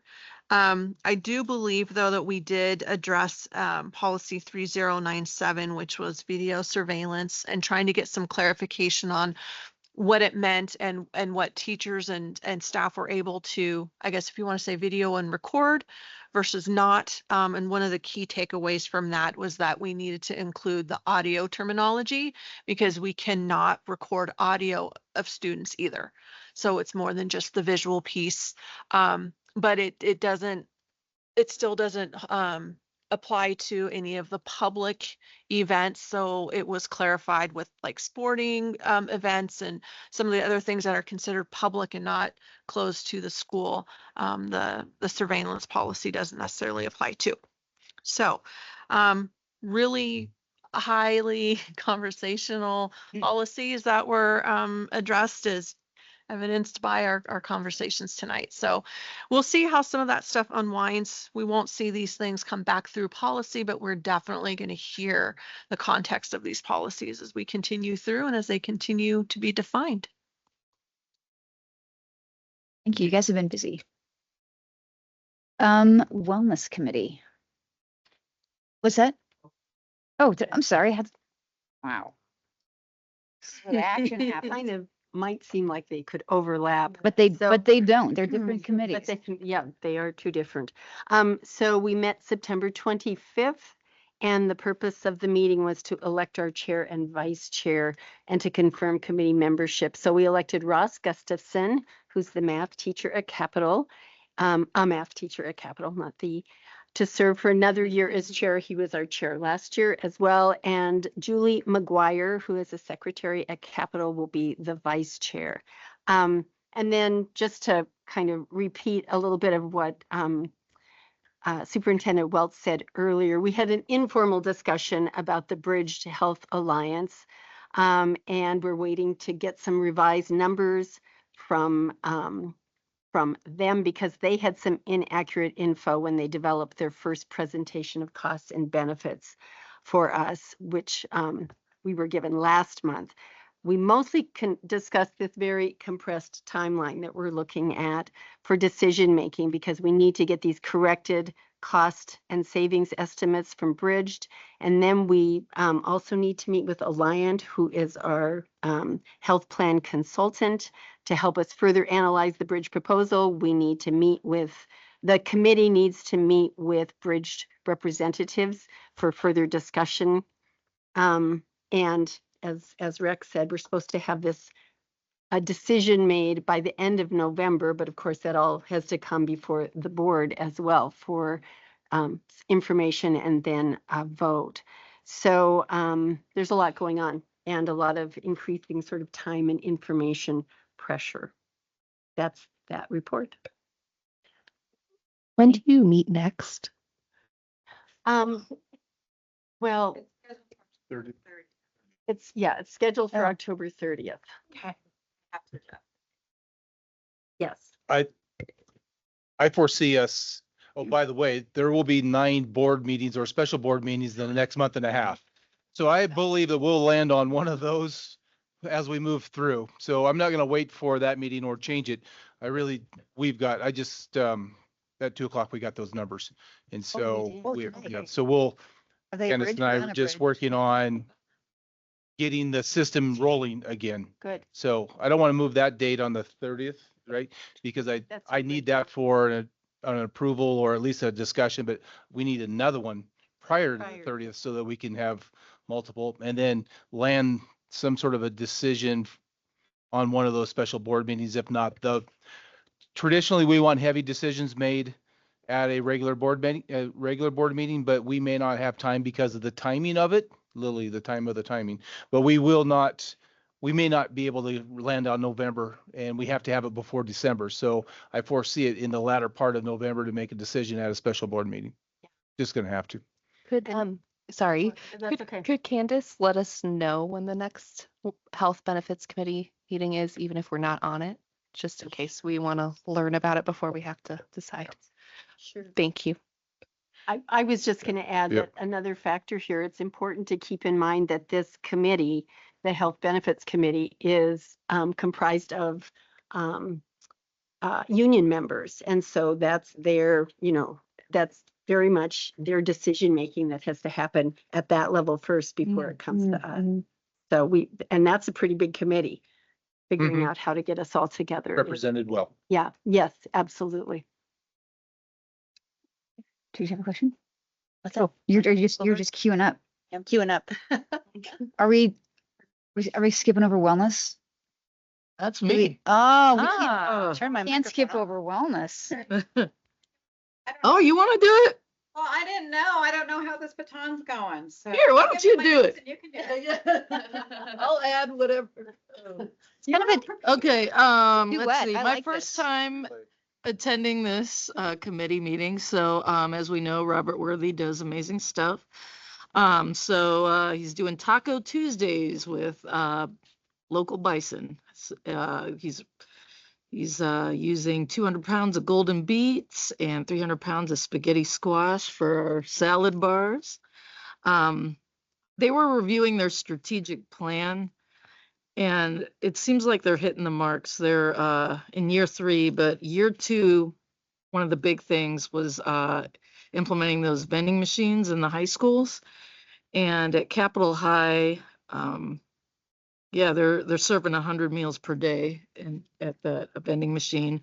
Not as high as Helena High is not as high, but they've relocated it, so the numbers are increasing.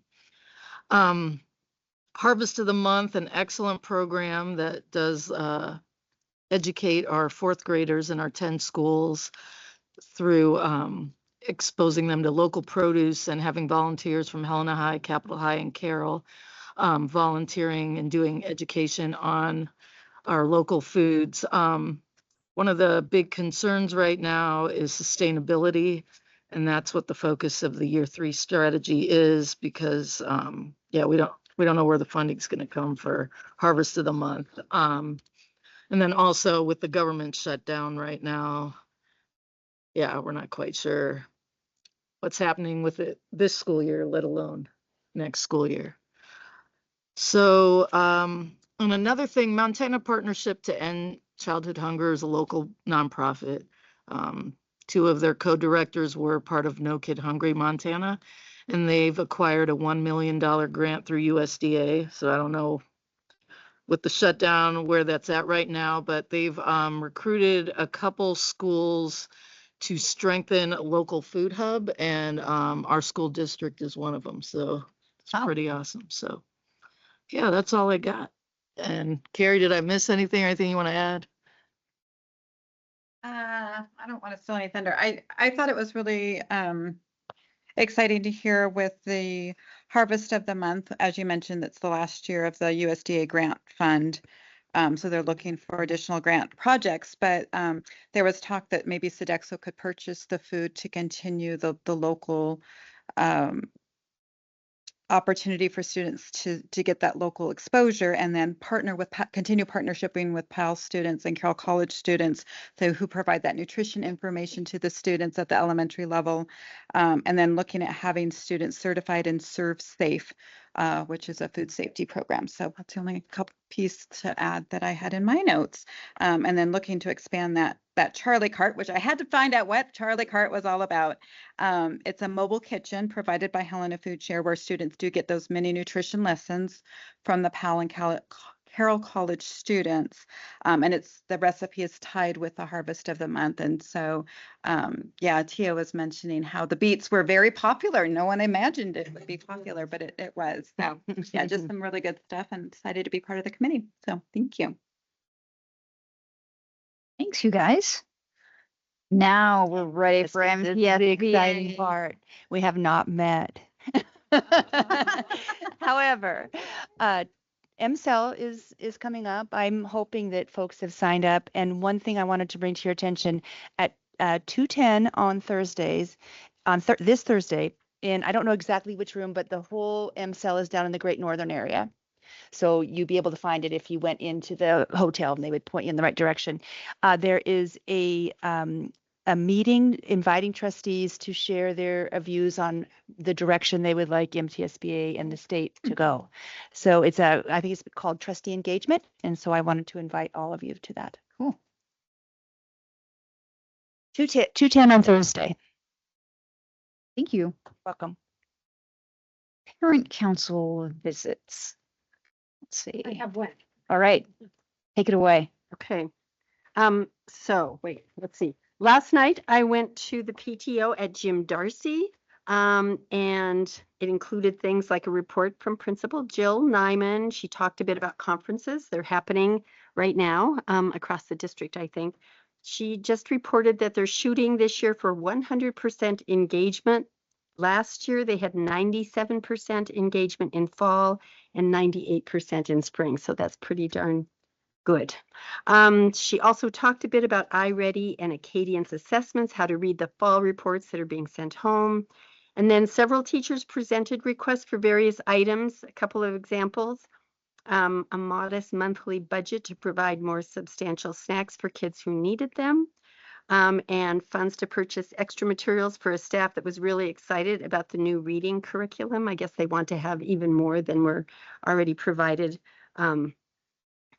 materials than were provided already by the district.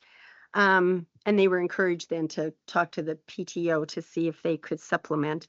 And this group is large enough to work in 3 committees. So they had a family engagement committee, a teacher support committee, and a fundraising committee. And every committee shared what they were working on. And there were multiple people in each one of these committees. So it, as always, is just interesting and inspiring to just see this enthusiasm and this creativity and commitment to the kiddos and their learning experiences, and also to creating community. I mean, they're having a good time doing this work together. So it was fun.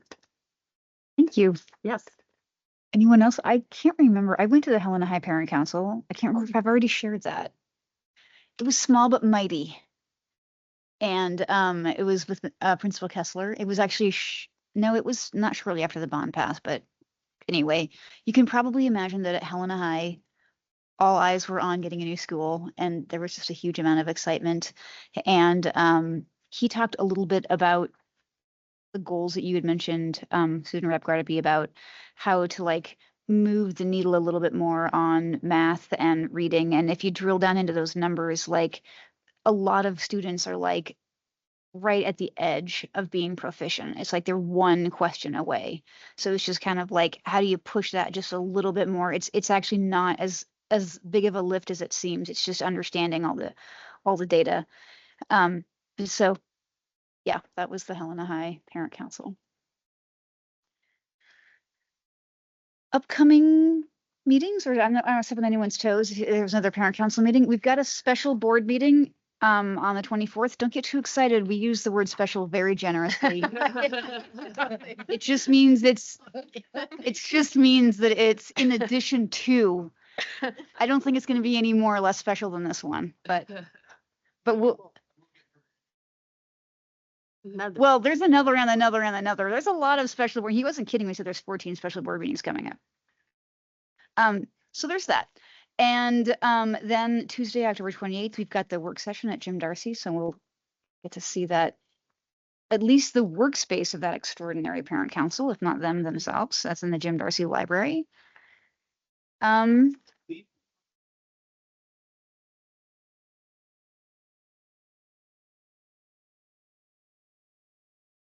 Oh, yeah. This got moved up in time. I think we have interviews going on in the district office. We do, yeah. This meeting comes on the heels of like a 5-hour meeting or longer. It doesn't go from like 9. So, but they're good meetings because lots of good stuff's happening. Board or superintendent comments to wrap this up, or student rep comments. Don't feel like you're not invited.